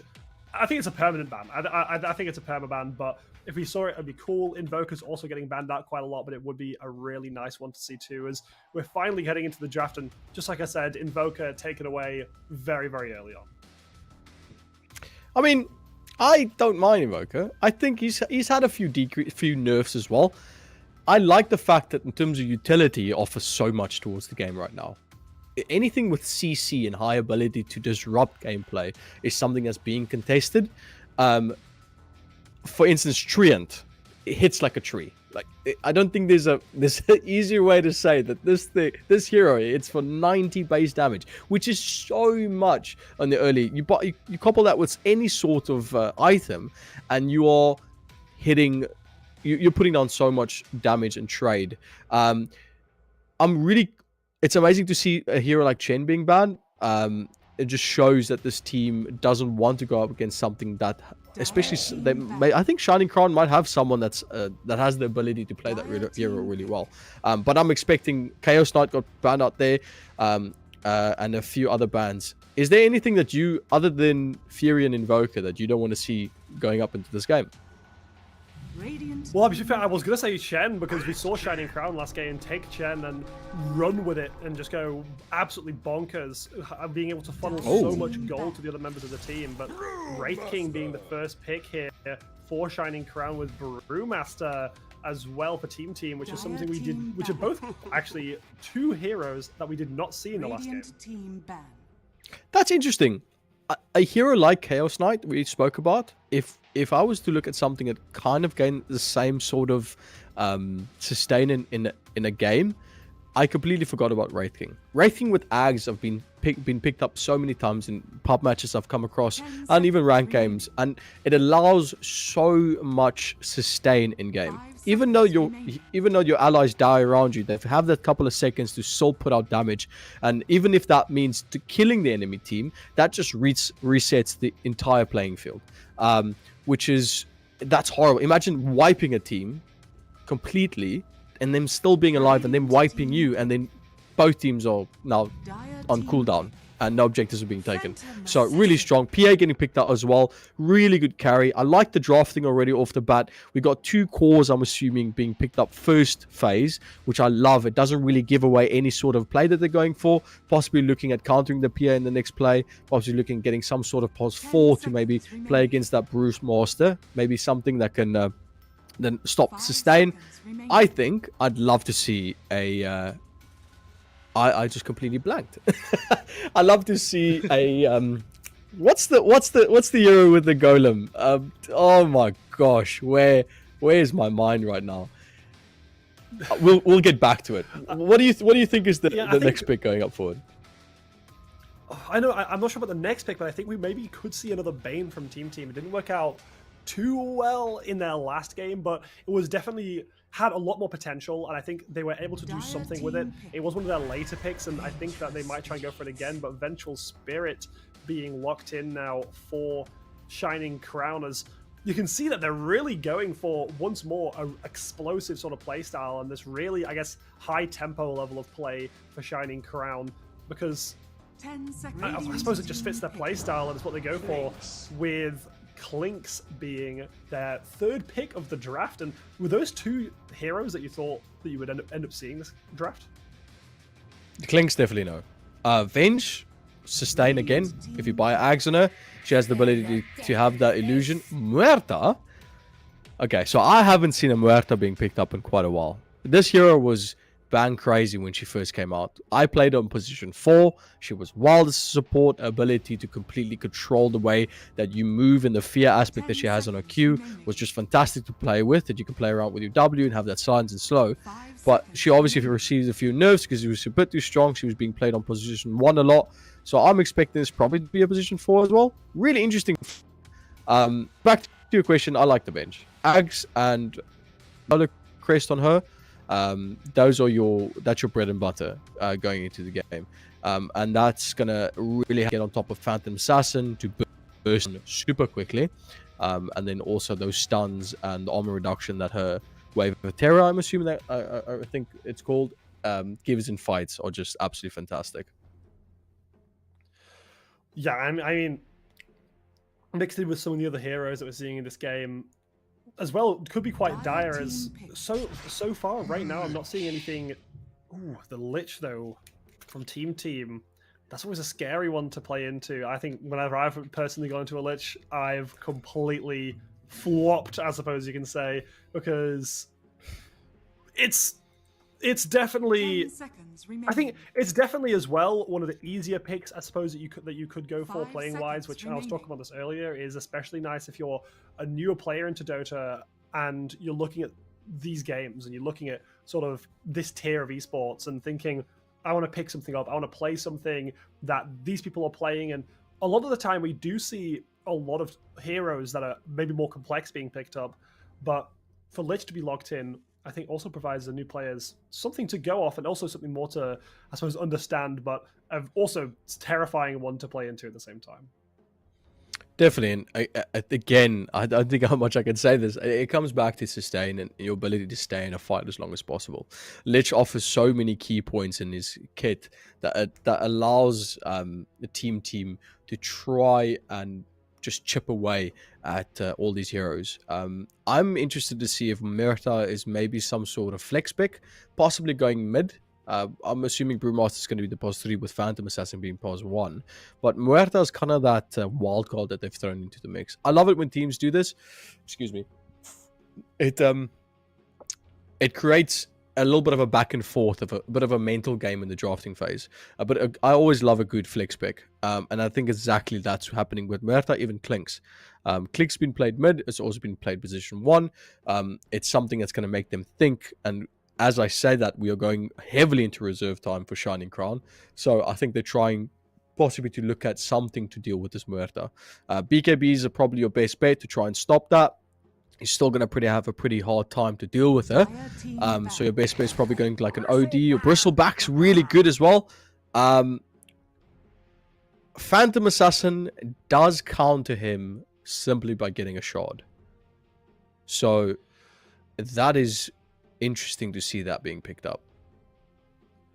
I suppose they were just running out of time, and I think honestly it got to the point where they must have just been saying to themselves, we've got to go for something. We've got to go for one play, and especially go for comfort for a lot of these players. You know, when you're looking at this, especially tier, when they might not be able to play every single hero, it also goes down to a bit of comfort, and maybe Bristleback is just one of those comfort plays, especially for Shining Crown, who looked super strong out of the gates with this draft, but I think that Muerta especially has put them on the back foot, and is now, I think, scared them a little bit in terms of what they're going to pick, but now going to that final pick to round out the composition and at least maybe look for another heavy hitter. I mean, hopefully we see something that continues to be more explosive, like some of these other heroes across the board here. Has almost no reserve time for them, so they're not going to have much time to make these picks. I think Shining Crown might be a little bit scared, actually. They could be. Clinks, again, Clinks could be a pos 4. Clinks could be a pos 2. Possibly pos 1. Wraith King is probably where you want to put that pos 1 at.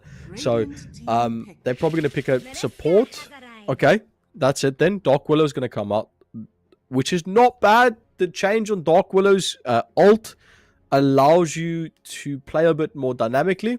It matches up really well with a Leisure Commander. So with something like a Bristleback that can run in, you don't really have a massive amount of lockdown from Shining Crown, but you have a large amount of mobility. Interesting. Okay. Right, so that's gonna be a mid.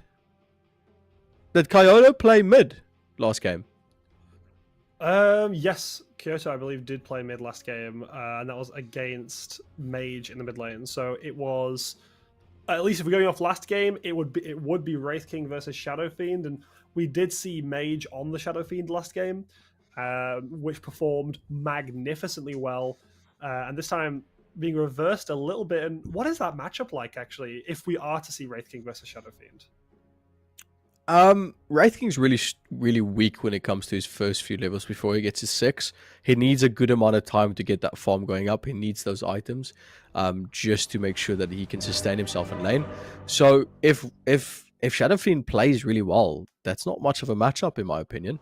The stuns are going to help Wraith King to secure those range creeps or possibly deny. But I think they might have switched it up. Clinks might go mid, honestly, but putting a Wraith King against Shadow Fiend, I might be wrong, but I don't think that's going to go up very well for them. Yeah, no, I mean, I'd honestly be surprised too, but I suppose, honestly, we could see a lot in these games, and this is especially what I was saying earlier, these teams have so much up their sleeves, they could come out of nowhere and just drop it down and go for some really, I guess, out there plays. But Shining Crown, they played so well last game, you could come to think that they're probably going to do something very similar this game, as now both teams setting up some of that early vision control. And which lane, I suppose, is the one that we ought to watch out for in this game? I want to see safe lane do good. PA with that Lich is just such a good lineup. That Frost Shield, when PA jumping in, that there's so much slow going on that lane, so kill potential is quite high. Bristleback is, if they get the wand and everything ready for that, they should have the answers to deal with him. So I think with Bristleback sustain and his damage being put down with his W and his Bristleback, it's definitely a good opportunity to put more in. But yeah, I'll let you take away on this one, man. Big fight happening. Yeah, I mean, a really early fight. We didn't see this happen in the last game, and now Mage getting first blood into Meow to open it up and start off with a bit of that gold. Loads of gold being split amongst the team there. But now some of that fight back starting to happen. Nagato picking up 1 kill onto Kyoto is a great turnaround. But here we go. Kills happening all across the board. Plays falling down, and it's actually looking like Shining Crown are running away with this one already, with 4 kills to 1 and getting a 1k gold lead before the game even starts. That is rough. Having Wraith King already pick up 2 kills off the bat, that's going to be so difficult. But looking at mid, we do see that lineup with Clinks against a Shadow Fiend. Again, I don't think it would have been smart at all putting anything else against that's melee. But that damage from those rages are just absolutely wicked. So I do think Clinks is going to have to watch out for that. Bot lane, good amount of sustain again. Bristleback's not going to opt for going bot. Instead, it looks like they're going to switch it around with the Wraith King sitting here. Maybe just because the matchup's a bit better against the PA. But I'm curious to see how they're going to play this out. Obviously, that magic damage with the Cinder Brew and Muerta is maybe a bit too much for that Wraith King to deal with in the early game. Yeah, maybe this is especially why they opt to change it up and taking Mage out of the mid lane is something that you don't see in a lot of other games, having position swaps like this. But now Mage coming in big, starting to do quite a lot of damage. Dame Time there, playing alongside, trying to tone it down, and these were 2 of the strongest players in the last game, as now XD was on the axe last game, tries to turn it around this time. Mage and Dame Time though, there to try and stop it. Mage being brought extremely low. XD with a huge heal.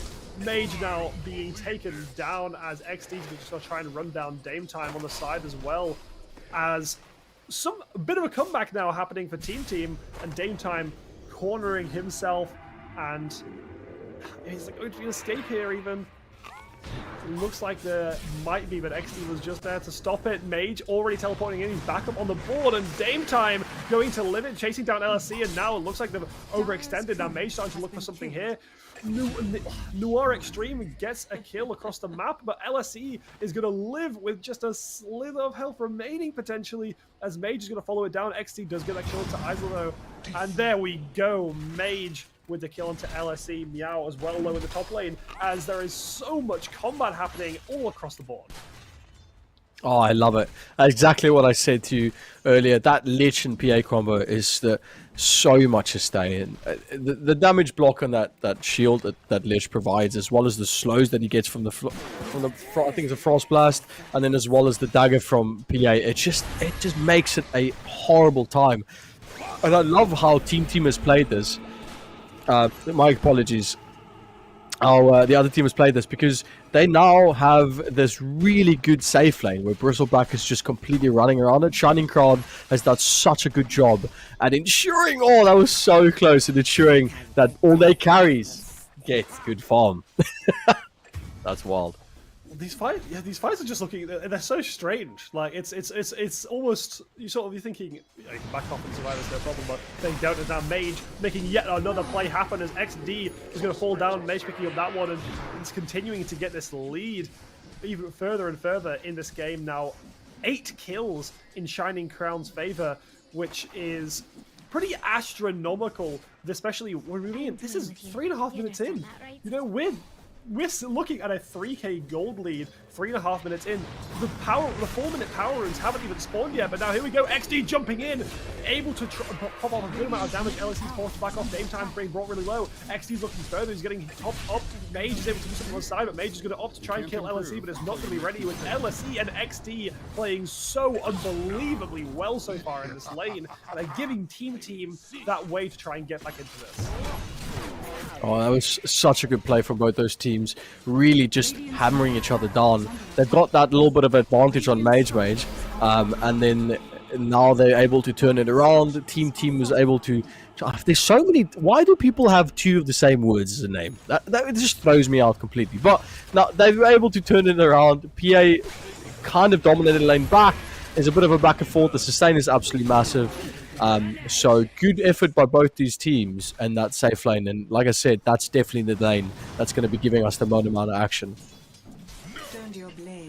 Yeah, I mean, it's not so safe anymore, I suppose you could say, with this amount of action happening, as I think honestly Dame Time and Mage might actually even look for further and further engages here, because they keep playing in these really hyper aggressive positions, and mid, Kyoto being brought really low.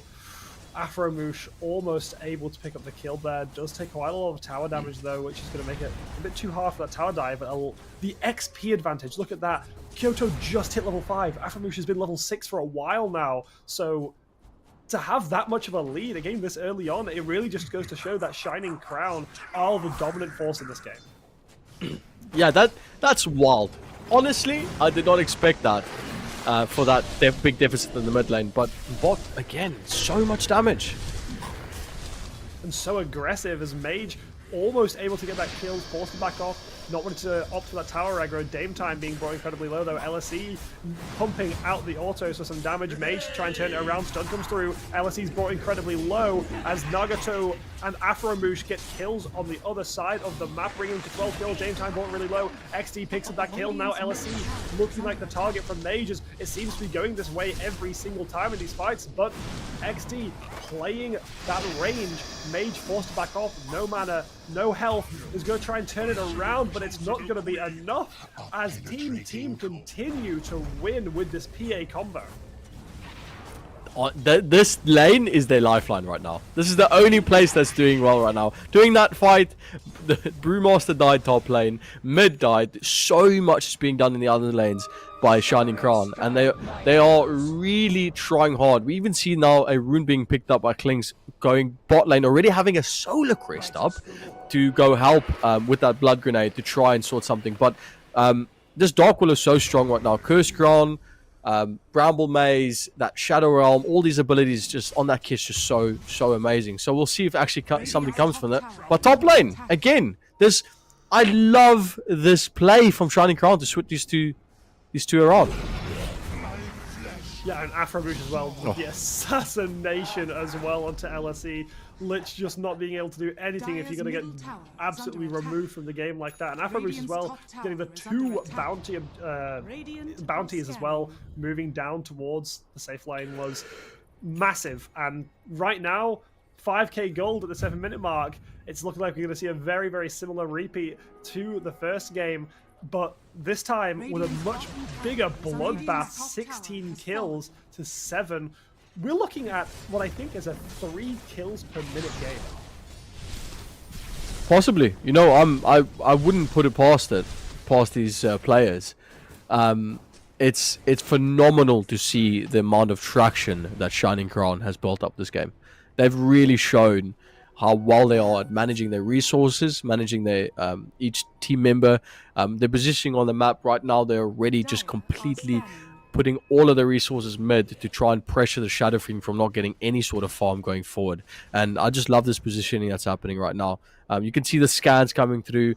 They are just trying to keep them back. And this bedlam from Dame Time just catches on to LSE so much, as Klinks is just gonna melt this guy away.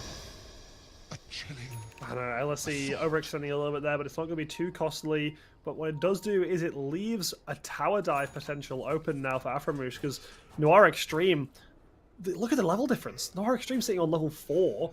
If he's to try and contend a tower there, it's going to leave it to Kyoto. Kyoto's the only one that can really do anything, but they might try and look to catch Afromoosh here. But Nagato already in such a nice position. Dame Time looking to move in now. Root comes through. Meow's already there. Looks like there's maybe a bit of overextend, but they try and turn it into Kyoto's. Kyoto's going to go down now. Meow retreating back to the tower as Shining Crown do get the advantage there, as currently Meow in such a rough spot. Does try and escape spawning the copies, but is it going to be enough, as now they're actually turning it around? Board getting stunned there, maybe even going to get punished for going that far up, but it doesn't look like it, as Meow gets that kill.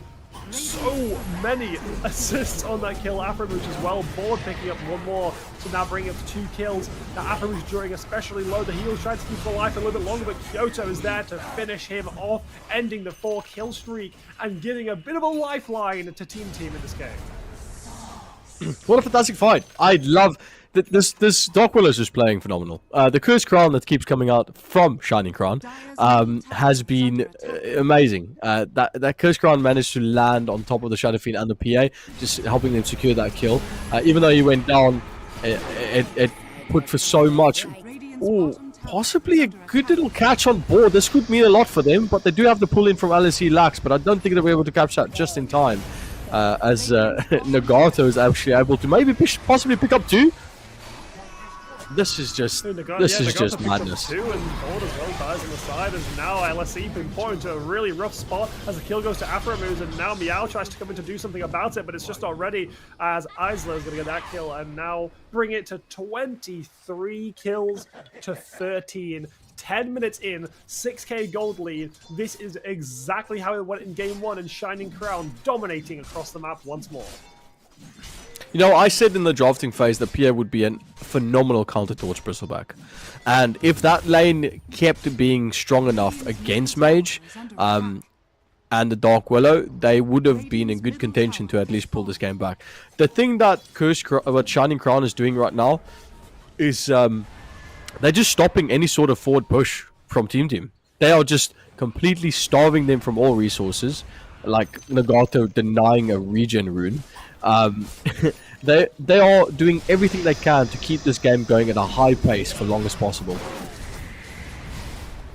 Yeah, as now Afromoose maybe being caught out in a bit of a rough spot. Does able to pick up the kill, is going to try and back off by actually able to escape with a life, but XD's there to try and shut it down, LSE as well. But here we go now, Magic coming in, LSE caught off in a bit of a rough spot. They are going to trade something off it, which does mean that they get the 2 kills to 1.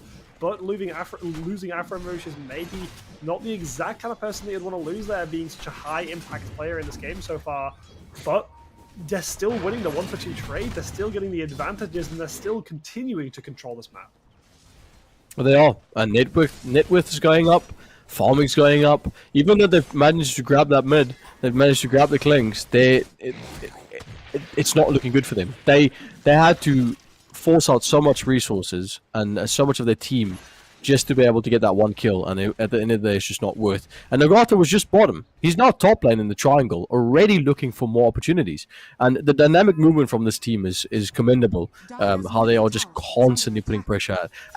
Afro just died as well, and he's just back. He's farmed Shadow Fiend, and it's just more and more pressure that they've put on them just to try and get them not to farm, and that's it. Phenomenal play. Just can't go anywhere. It really just feels like Team right now, it just can't do anything they want to do. And now, as well, Dame Time being so aggressive. Nagato there to follow it up. Though, Afromoose getting the kill to New RX straight. Afromoose turning into a double onto LSE, and Afromoose falling down to LSE just at the very end of that. Now, Nagato here to try and turn it back around. Meow's here to try and follow up. But it looks like it's going to be a relatively even trade, as Meow gets that kill, ending the kill streak and giving them 1k net from that. But Dame Time ready to try and turn it around. Kyoto and Board battling it out in the side lane.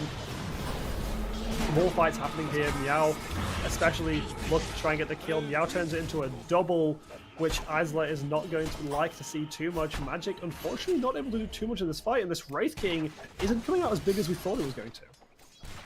No, I mean, he's still got a long time to go. He is just casually farming, initiating every now and then. Klinks is doing all the work for him. Klinks is just bursting every single opportunity he gets. I mean, Afromoose is here just absolutely ruining people. Does get caught out a little bit though. Board gets 1 kill. XD turns it into another. Look at all those kills. Board with a massive triple kill just to get taken down by XD, but Afromoose there to close down XD as soon as that happens. And look at the XP. And look at that. 1.7 to 3.8. So 2k gold advantage going out there, and the ace as well means that so much more is going to be lost XP and gold wise from these creeps being lost in the side lanes, that this isn't just the kills. We're looking at so much more than just that, and now LSE as well in such a rough spot as another kill will go in the side of Shining Crown. Yeah, and we were just speaking about Wraith King. He's about 500 gold away from having a Radiance. This Afromish is doing all the job that he needs. He's distracting them away, doing everything he can, while Wraith King is just going to keep farming. They've managed to get these kills, but at what cost? They've had to focus so much to try and put as little dent into their net worth of a single 1,000 gold. And Board's going to come in here with his ags, and there's not much they can do about it. Yeah, really, in the grand scheme of things, yeah, you send like 4 or 5 members up there to kill those 2 people. You get that 1k gold like you're talking about, but you're probably losing more gold on the other side of the map. That realistically, I don't even know if that's worth in sending that many people across. I think this is what Shining Crown are trying to do. Shining Crown get into that position where you have to commit so much to stop them. You have to commit endless amount of heroes, an endless amount of resources to stop these plays from happening, but they're able to just like look at the Magic here as well, being able to push these waves so fast. It's terrifying if you're playing on team because you don't want to go and commit too many people in one area because you just lose out everywhere else, and this is what Magic is good at. Yeah, but they do have an opportunity to pull this back. Team is doing has a valiant effort of, if they get this PA fat, if they get this Brew fat, and if they get Shadow Fiend fat, and that's a large F on all 3 of these heroes, not just one, then there's an opportunity for them to burst down the Bristleback, but then you still have the Klings to deal with on your supports on the backline. You still have the Dark Willow to deal with the Bedlam and Shadow Realm running between all your supports as well. There's so much that they have to offer, and then there's a swap from Nagato that just completely takes your core out of position.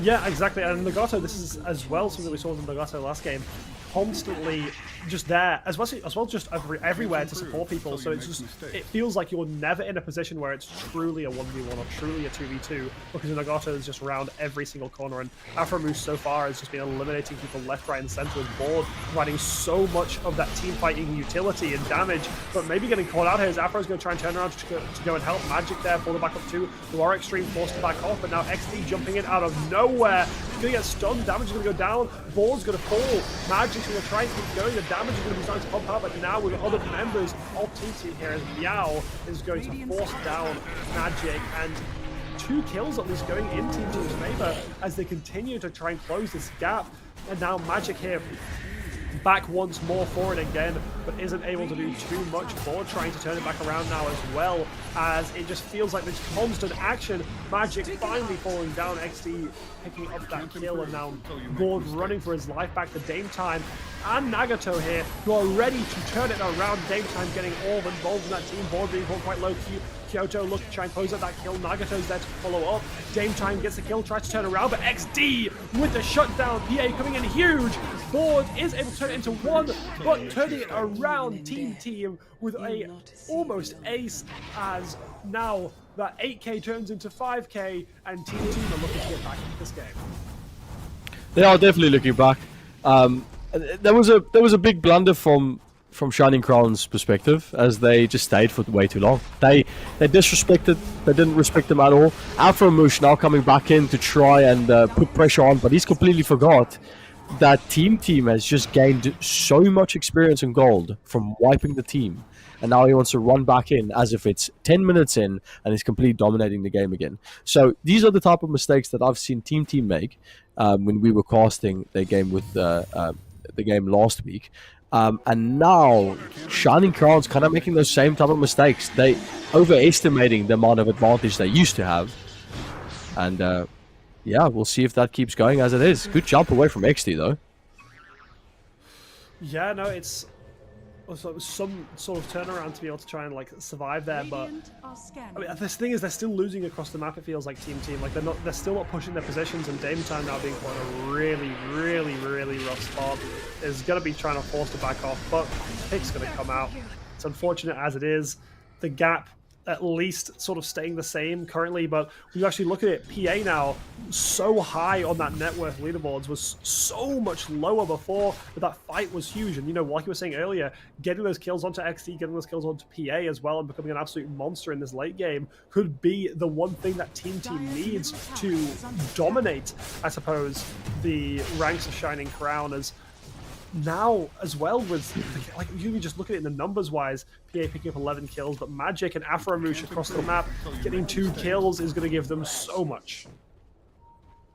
Yeah, this is where it gets interesting. I like this part of the game. This is where you kind of see where our team is structured. Do they have the ability to keep the momentum going, or are they going to start faltering and kind of disrespect the other team or give them too much respect? And kind of take the wrong fights. It seems that Shining Crown has realized their mistake. They have picked up those kills again. They've managed to grab 3 off the bat. So this is where like I said before, this is where the team really shows what type of ability they have to play together. This position, I was telling Edu last time, Dota is not just about kills and fights. It is a... Oh.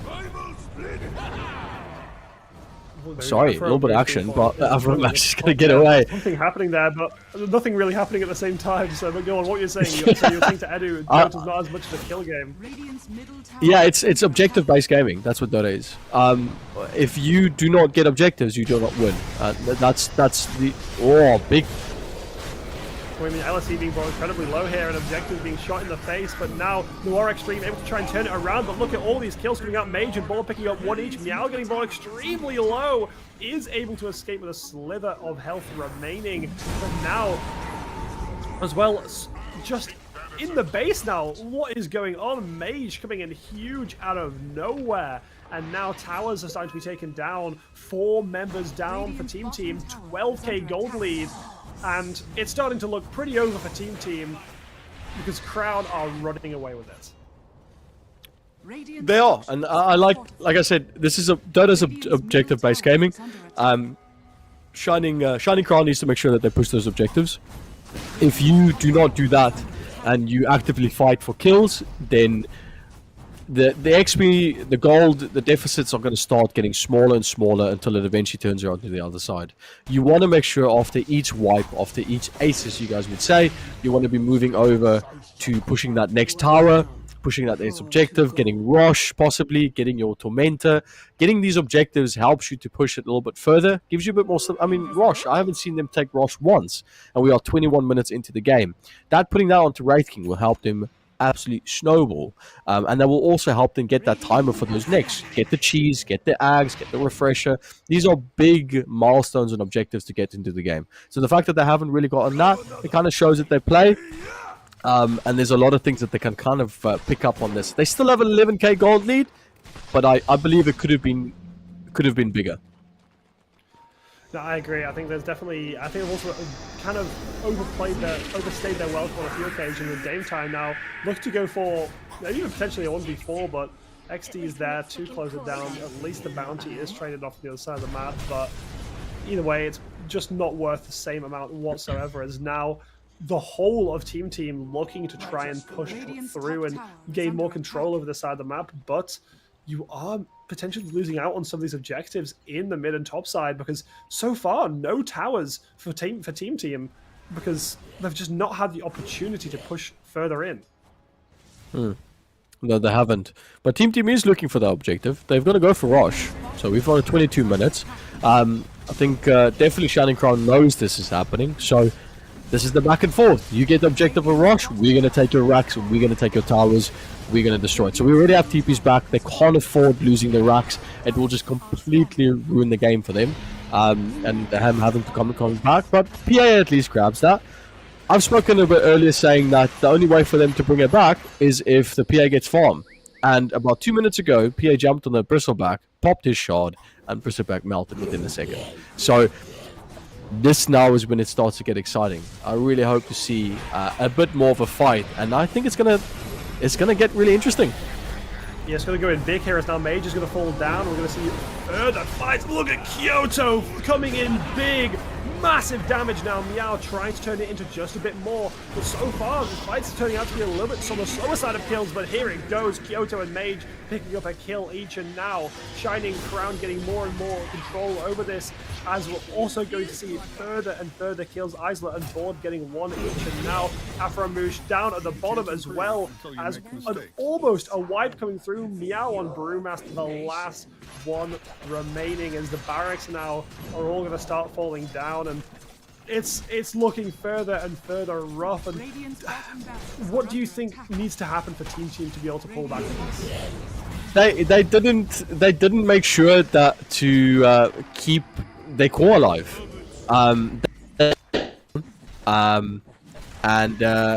PA was kind of just left alone. Two of the supports from Shining Crown just obliterated the PA. The lockdown on her was so fantastic. For instance, the Dark Willow came in with the Curse Cone, jumped immediately in with the Bedlam, and it was just too much damage for them to deal with. So as soon as they came out of that Aegis, they were dead. And then that's the damage gone.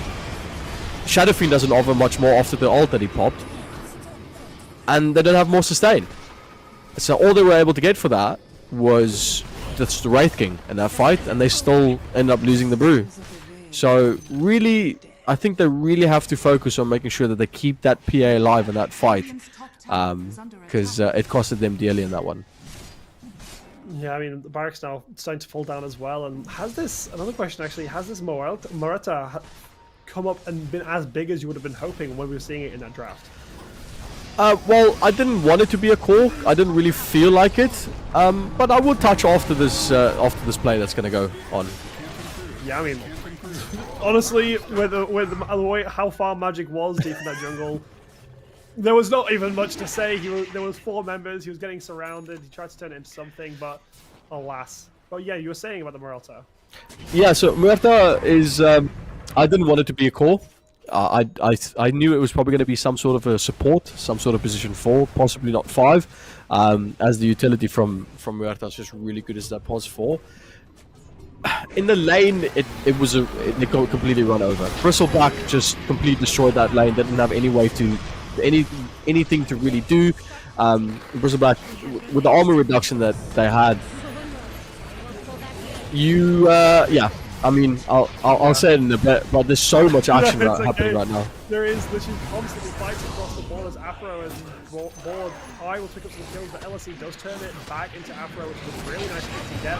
Meow still available. PA has gone down. XD's nowhere to be found. As now Nagato and Board are going to try and take down Meow, but the tankiness, just the endless HP, but finally being shut down. Board now trying to turn it into more as it's going to move towards those mid barracks, and Noir Extreme jumping away, but look at Board go. He's just sprinting them down. He's looking for blood as he's trying to just turn it into more and more, as they're now just sitting outside of the base looking for kills, but forcing them away. More and more objectives now going in the favor of Crown, and Shining Crown continuing to dominate but still faltering slightly. Slightly, yeah. I mean, they don't have a lot of lockdown. The only stuns that they have in their team they have in their position is the stun of one of the spirits from Brewmaster, and then obviously the pull in from Lich. So they are struggling to really hold down their opponents for a long amount of time. Fight as well, as now we're going to see at least some kills come out. XDD picking up 2, and Kyoto getting 1 as well. Magic's able to turn it down to LSE. Magic trying to turn it into more. So low, but Kyoto's there to back up, and Meow here as well. As now finally Magic's going to fall, but to come straight back up into this game and turn back into 1 more. PA surviving on really low HP, and I do apologize to cut you off, but it seems like these teams are never done fighting. Well, never apologize to cut me off. A game's a game. Action's going to happen, and it's always happening. I think as an analyst, we don't really have a time to really chat about too much, especially if 2 massive teams like this going up in the Gage down. And there's so much happening with XD jumping in. Murata's low. Mage has got that blade melt. And I mean, the swaps, the back and forth, the God is playing the blade, the BKBs have been popped from XD, double kills. I mean, just for instance, it's too much. It's too much happening at the same time. We're now over the 100 kill mark in this game before we've even hit 30 minutes, so well above what we predicted earlier with the 3 kills a minute. And I mean, look at the gold as well across the board. The XP and as well gold change going so heavily in Team's favor that it's looking more and more like they can get into this, but with no towers under their belt, it's such a long haul. It's not going to be, oh, we win a couple fights and we win the game. It's, we need to win a lot of fights. We need to really get back into this game, because right now, even though we're winning some of these fights, even though we're pushing it back, I think it's still such a hard call, really, for Team to do too much here. And it is. And, you know, while we have a bit of a lull, I'll quickly touch on why I don't think Muerta was that big of a pick. In that top lane, Muerta wants to reposition with a dead shot, and she wants to push the enemy carry or support back into her core to try and get those kills engagements. And you're pushing him into Brew, Cinder Brew, and Slam. And there's no stun, there's no really opportunity to put a lot of damage down. So in the lane, they struggled against the Bristleback that's got immense amount of sustained damage put down. So Muerta just just fell off. There's not much to do. Marta's good against Bristleback late in the game if she's got enough form and if she pops her ult. And I think there's too many ifs that Team were relying on in this back and forth. But I did say that if Brew, PA, and Shadowfiend get their farm, it's going to be a really good back and forth. And we've seen that with the Networth exchange, where Team seems to be actually getting back into this game a little bit more. Yeah, definitely looking to get back into this game, but they've got such a thin line to work with. You know, a couple of 1 or 2 more lost fights and it's game over for them. There's now, look at that Kyoto coming out of nowhere. Aframush just getting ripped to shreds, and now Board's able to turn it back around, but I don't know if the trade's worth it. Afro being such a huge player for Shining Crown this game, but either way, Board's going to keep pushing now. LSE is going to take a bit of damage, but Board's going to get feared back into them, being brought extremely low, almost taking out LSE, but there we go, Noir Extreme on the side as well. Magic's able to try and turn it into something, but the turnaround, Meow getting that kill to Nagato is going to be huge into this fight.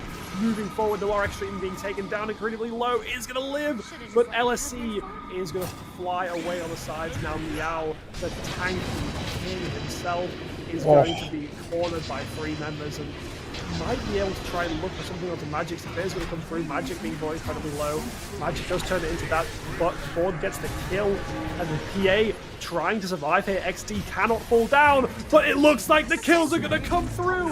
Flying straight back into the game. Does not want to give up just yet, but is now giving up all that gold that they're getting. Towers going to start falling down as all these things are going to start piling in.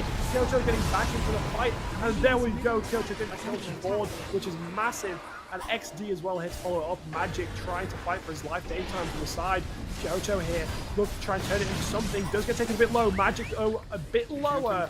And now 1,000 gold going in XD's favor, as it was looking so good for Shining Force, but the buybacks were so pivotal. Yeah, those buybacks were pivotal, even though it did cost them a lot. They still at a pretty deficit in terms of net worth. XD is really struggling at getting into the back line. He's consistently jumped the Bristleback at the wrong time, just putting him out of position, allowing the entire Shining Crowd support team just to have at him. Stun him, lock him down, pull him in, even with his BKB not being available. And now Kyoto's kind of overstepped, forcing that BKB as well, and there's so much damage as he almost goes down. But we'll see how team plays this next few steps. This will be really important. Maybe XD looking for blood here, as Nagato's going to be forced to run away through the bushes, weaving throughout the trees to make an escape, and is able to do it. But XD, even though you're saying that struggled to get onto those backlines, has been doing so much damage whenever he does, as Noir Extreme overextending, and Aframush. That is terrifying to see, because you can't even run away from it, really. But now, finally, a big fight starts to come out. Nagato's there to try and follow it up. Daytime looking to make some kind of play, with XD's there to follow. Look at Nagato! He's gone! He's deleted! XD's turning it into 1. Can he try and turn it into more, as Daytime's going to just try and keep CCing him, keeping it out of this fight? But there we go, Aframush as well being taken out. And now it's terrifying. Now Team are starting to do something, but Board's here to try and follow up onto XD, but XD's damage is just too scary. He's going to go anywhere near him. He's going to be able to escape just about, but LSE's going to fall down for it. Board turns it into 2. XD's going to go down. Board trying to make it into 3, but Kyoto does so much damage. Big abilities coming through from both sides, but it looks like Kyoto might be in a bit of a rough spot. Daytime trying to move round. Board still low on HP, trying to kite it out, as Board lives on a sliver, as they are able to turn around that fight. And the GG's coming out as the barracks are going to go down. And now, Shining Crown, a tough fought game, but a game nonetheless, ending this series on a really, really fantastic 2-0. What a kicker. What an absolute kicker. I mean, that was a perfect example of how to keep momentum going. Towards the end, Shining Crown struggled a bit. I'm going to be entirely honest with you. They did struggle a bit to keep it going. But they pulled through. They showed what they're made of.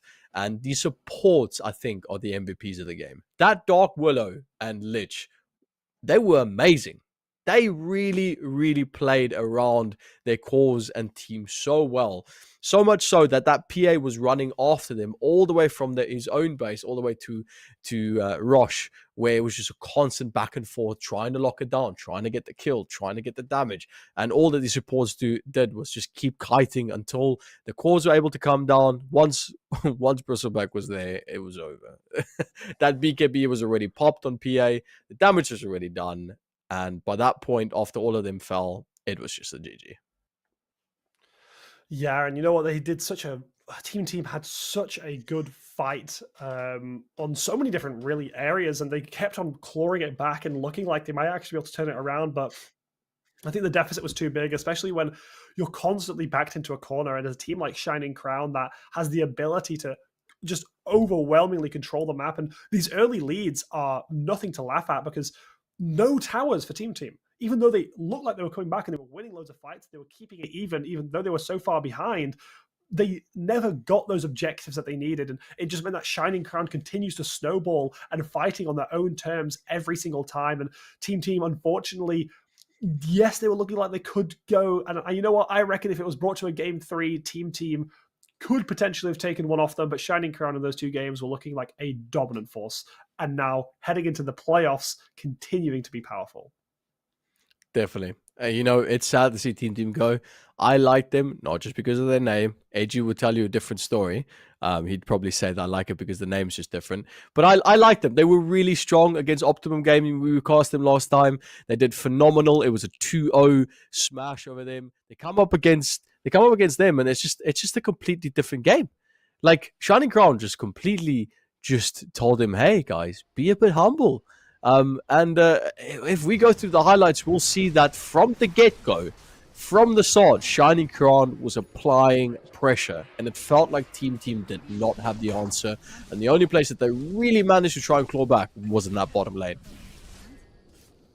Yeah, I mean, XD played so well in so many areas, and honestly, in that early game, we literally saw the comeback, and you were saying that the life force, the one, I guess, light in the darkness for Team was XD winning through the game, but you were saying it became too difficult later on, especially when, almost everyone really, especially Magic and Bristleback, having so much damage that it's just so hard really to make that much of a difference later on, especially as one player. Yeah, there's a reason why there's 5 heroes playing against 5, and it works in synergy. If you do not have your position 3 to be there, to have its utilities and to play around him, then you can't win. If you don't have the mid to dominate the early game and roam around the map and create space for you, you can't win the game. And if you don't have your core, your position 1, and I mean 1 being so important, being the most important player in the game, not able to get the farm that's necessary to go late game, you're not going to win the game. And it was Shining Crown's lackness that kind of gave Team that opportunity to build up their lead with a few team fights that they lost. But if Shining Crown was a bit more diligent in the team fights and pushing those objectives and maybe getting Rosh a bit earlier, this game would have ended 10 minutes before GG was called. Yeah, and you know what? This is like how we saw them play in the first game. I think the first game they were so much more dominant. I think maybe a bit overconfident in game 2, thinking that they could close it out at the same speed, but Team had so much more fight left in them. And honestly, I think when it comes down to it, really, I think it just comes down to how they were perceiving the game before going into it. I think having such an amazing and infamous, really, game 1, to go into that game 2 thinking that it was just going to end the same way is a little bit too much to ask for. They were still able to close it out. Maybe it's not as dominant as they would have wanted, as we've been talking about. But either way, going into playoffs, after seeing these games, it would be terrifying if I was one of those teams going into playoffs as well. Yeah, and I looked at the dominance that Team showed against Optimum Gaming, and I thought, wow, this is a good team. Now I've seen Shining Crown, and I go, wow, this is a good team. So going further into the brackets and watching all the other teams play up against it, I'm excited to see who's going to be the team that's going to come out shining with that juicy amount of money and prize pool. So I'm really excited to see what they have to offer, because from what I've seen out of 2 games so far in this league, there's a lot of talent going on right now. Again, I commend these supports. Looking at the highlights, it's just amazing how much they actually controlled the game using dust, wards, their abilities. There is so much that they brought to the plate for their teams. Yeah, and also setting up some of these plays as well, especially for Board, was amazing. You know, Board does need a little bit of setup for him to really start blowing someone up and a little bit of peel, and they did it so fantastically well. And I think, honestly, who is your player out of just this game, because you did miss the first game, but who's the player to really watch out for both sides, really, going forward? For both sides, Nagato was on it. I think their repositioning was spot on. I'm going to give it to the supports. I think Nagato was pretty spot on in the way that they played around their team. That being said, Dame Time for me was the best support on the Radiant on Dire side. On the Radiant side, I'd say it has to be LSE2 Lax. Even though they were on the back foot, they also the Lich being able to drop those abilities, getting all those frost chains down perfectly, even with the Ice Spire that they had, was so good. The Muerta was just a bit undervalued for me in the game. I do not think it's entirely the PA being able to get back into the game that helped them to win. I think it was the supports that aided their teams and their cause with vision, because there was I saw a lot of wards being put down by the Lich that spotted out the Clinks before he was able to come around the back and kill some of the supports. So again, I think if I were to pick from team, it would be LSE Lax, and if I was to pick from Crown, it would be the Dark Willow.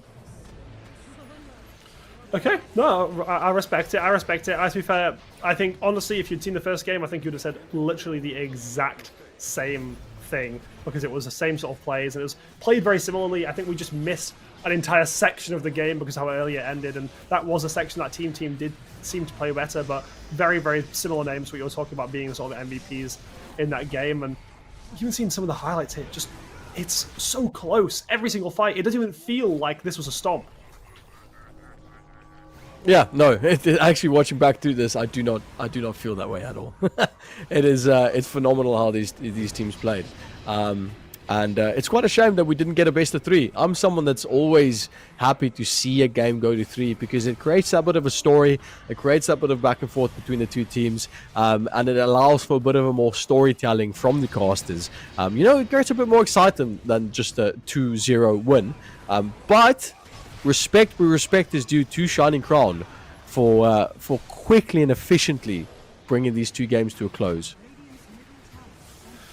Yeah, and you know what? Like I was saying, if another time it could have gone to a game 3, but I was saying this before you joined, just before game 1 actually even started, was how important this is. This is the first team to qualify for playoffs, and you did not want to show too much. You didn't want to show any of these too crazy picks. You also didn't really want to not show anything at all, because I think you wanted to show that you were a dominant team. You wanted teams to go into you maybe a little bit more scared, especially because the rest of these teams that are going to qualify for playoffs, they're all going to think back to these games and think, what was Shining Crowns like in these games? How did they play? How do they want to tackle this tournament? And from what I'm seeing, I think Shining Crowns showed just enough to be scary, but not enough that they don't have anything else up their sleeve, which is really fantastic. And I can't wait to see the scoreboard as well, just to see what more of the, I suppose, individual plays in terms of XP and gold were like, because that was a long game. I think there's a lot to be able to see there. It was definitely a lot to see. I think we've pretty much exhausted what we can say about these games. Both these teams played admirably. It was an absolute pleasure being able to cast the games going on, and I'm really excited to see where this is going to go. They'd fully surprised me in their ability to play around different scenarios, different things. But I want to throw the question back to you, what you asked me earlier about my favorite players. I mean, you can't go around now and say Lich and Dark Willow. So give you a bit of a challenge. Is there any other 2 heroes, well, one from each side, that you would say that really stood out for you?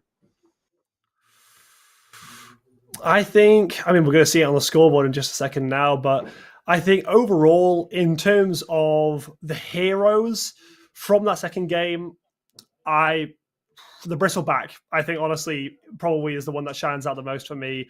I think board on bristleback was just absolutely terrifying, and I think PA from XD was also huge. But across in terms of players, I think Nagato is consistently one of the better players that we saw in this. And I mean, honestly, there's almost not enough you can really say because everyone in these games played so well in so many different areas, and I think honestly, if I could, I'd literally go into depth about every single player and every single play that they made and how good all of it was. But unfortunately, we just don't have the time for that, really. But there's no one in this game that I really felt like was dead weight to their team. I feel like everyone played their role and they played it well. And I think everyone was a factor to why both these teams either won or almost looked like they were going to win. So for it to turn around and for these teams, really, I wouldn't want to count Team out and say, oh, Shining Crown were just clearly the much, much better team because Team had a lot to show. And I think, honestly, if it's allowed, maybe Team could even look through to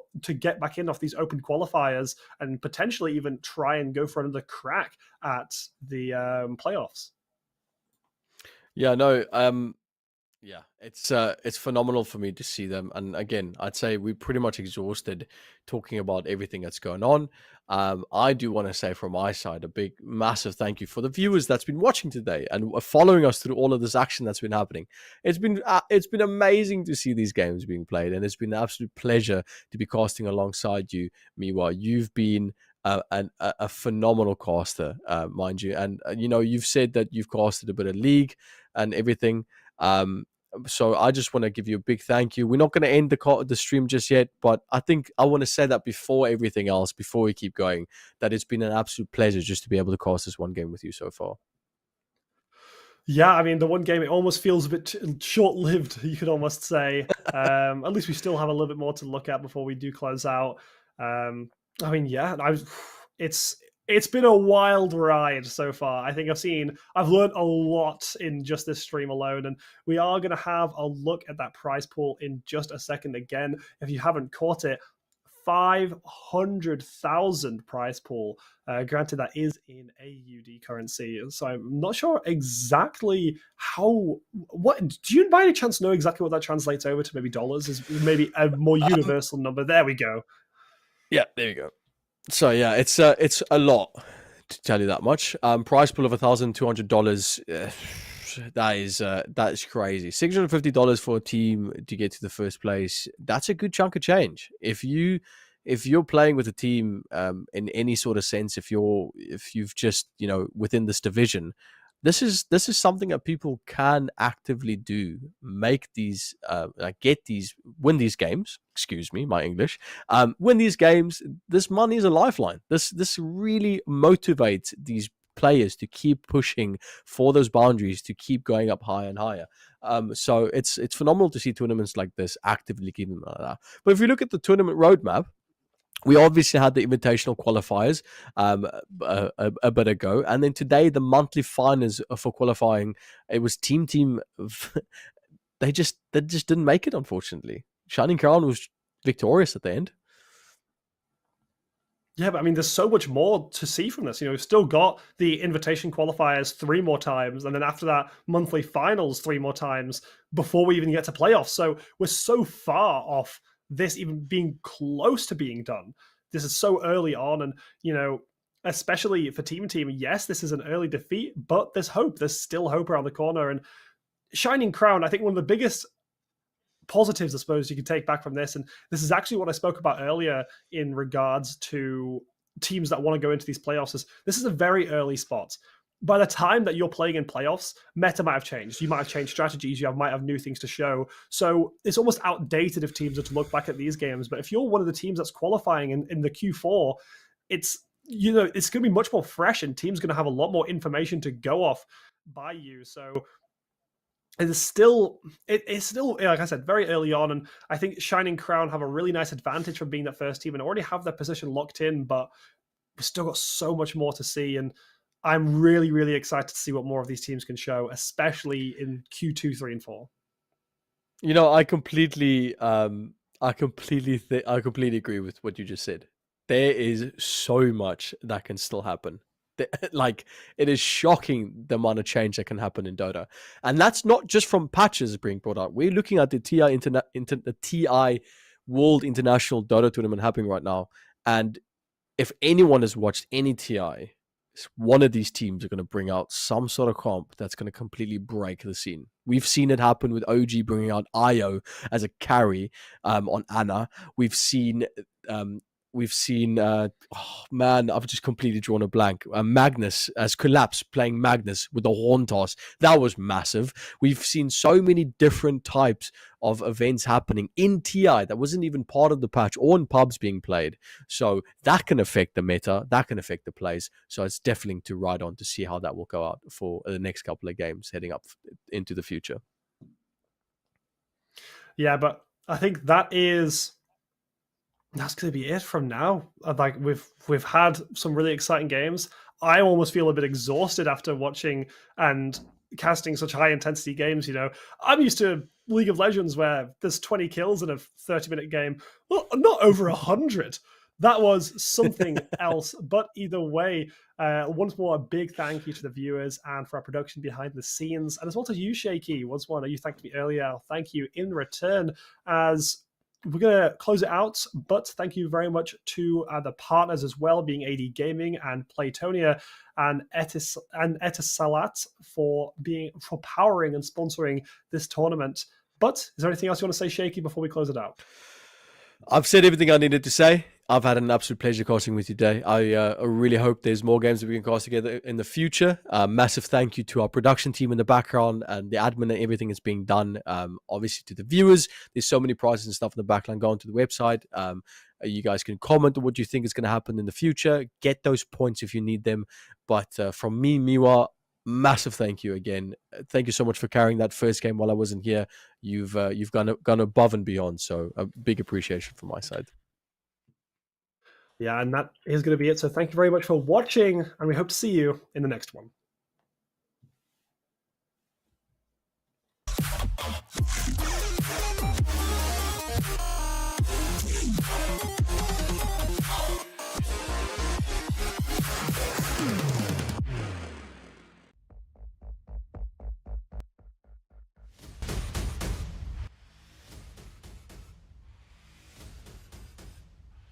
Let's do this, Abu Dhabi!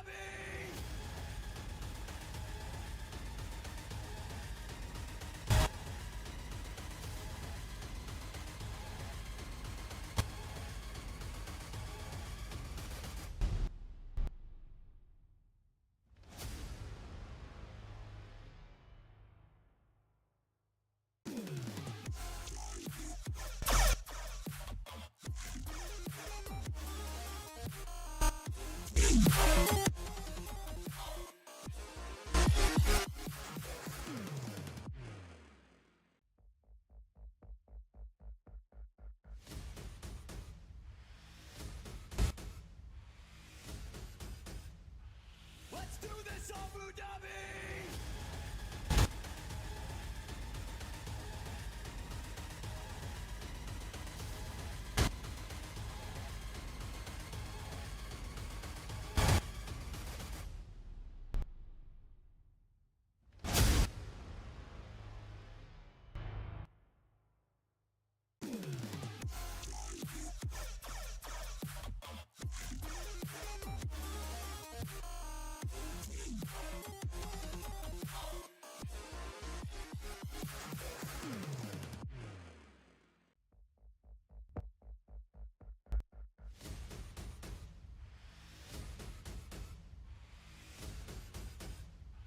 Let's do this, Abu Dhabi!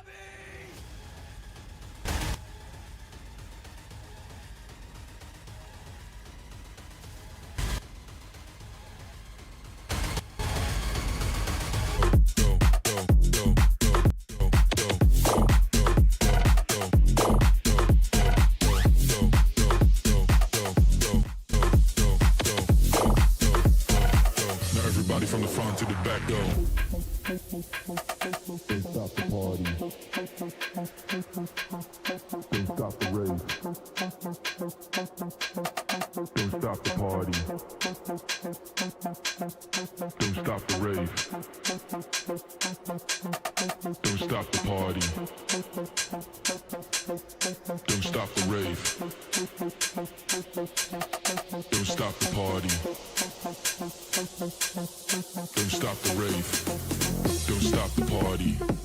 Don't stop the rave. Can't feel my body, but don't stop the rave. Don't stop the party. Don't stop the rave. Can't feel my body, but don't stop the rave. Rave, rave, rave, rave, rave, rave, rave, rave, rave, rave.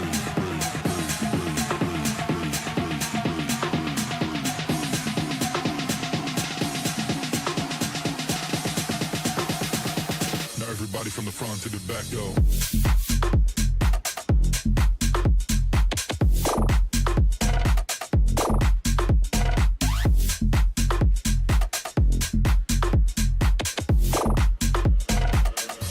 From the front to the back, go, go, go, go, go, go, go, go, go,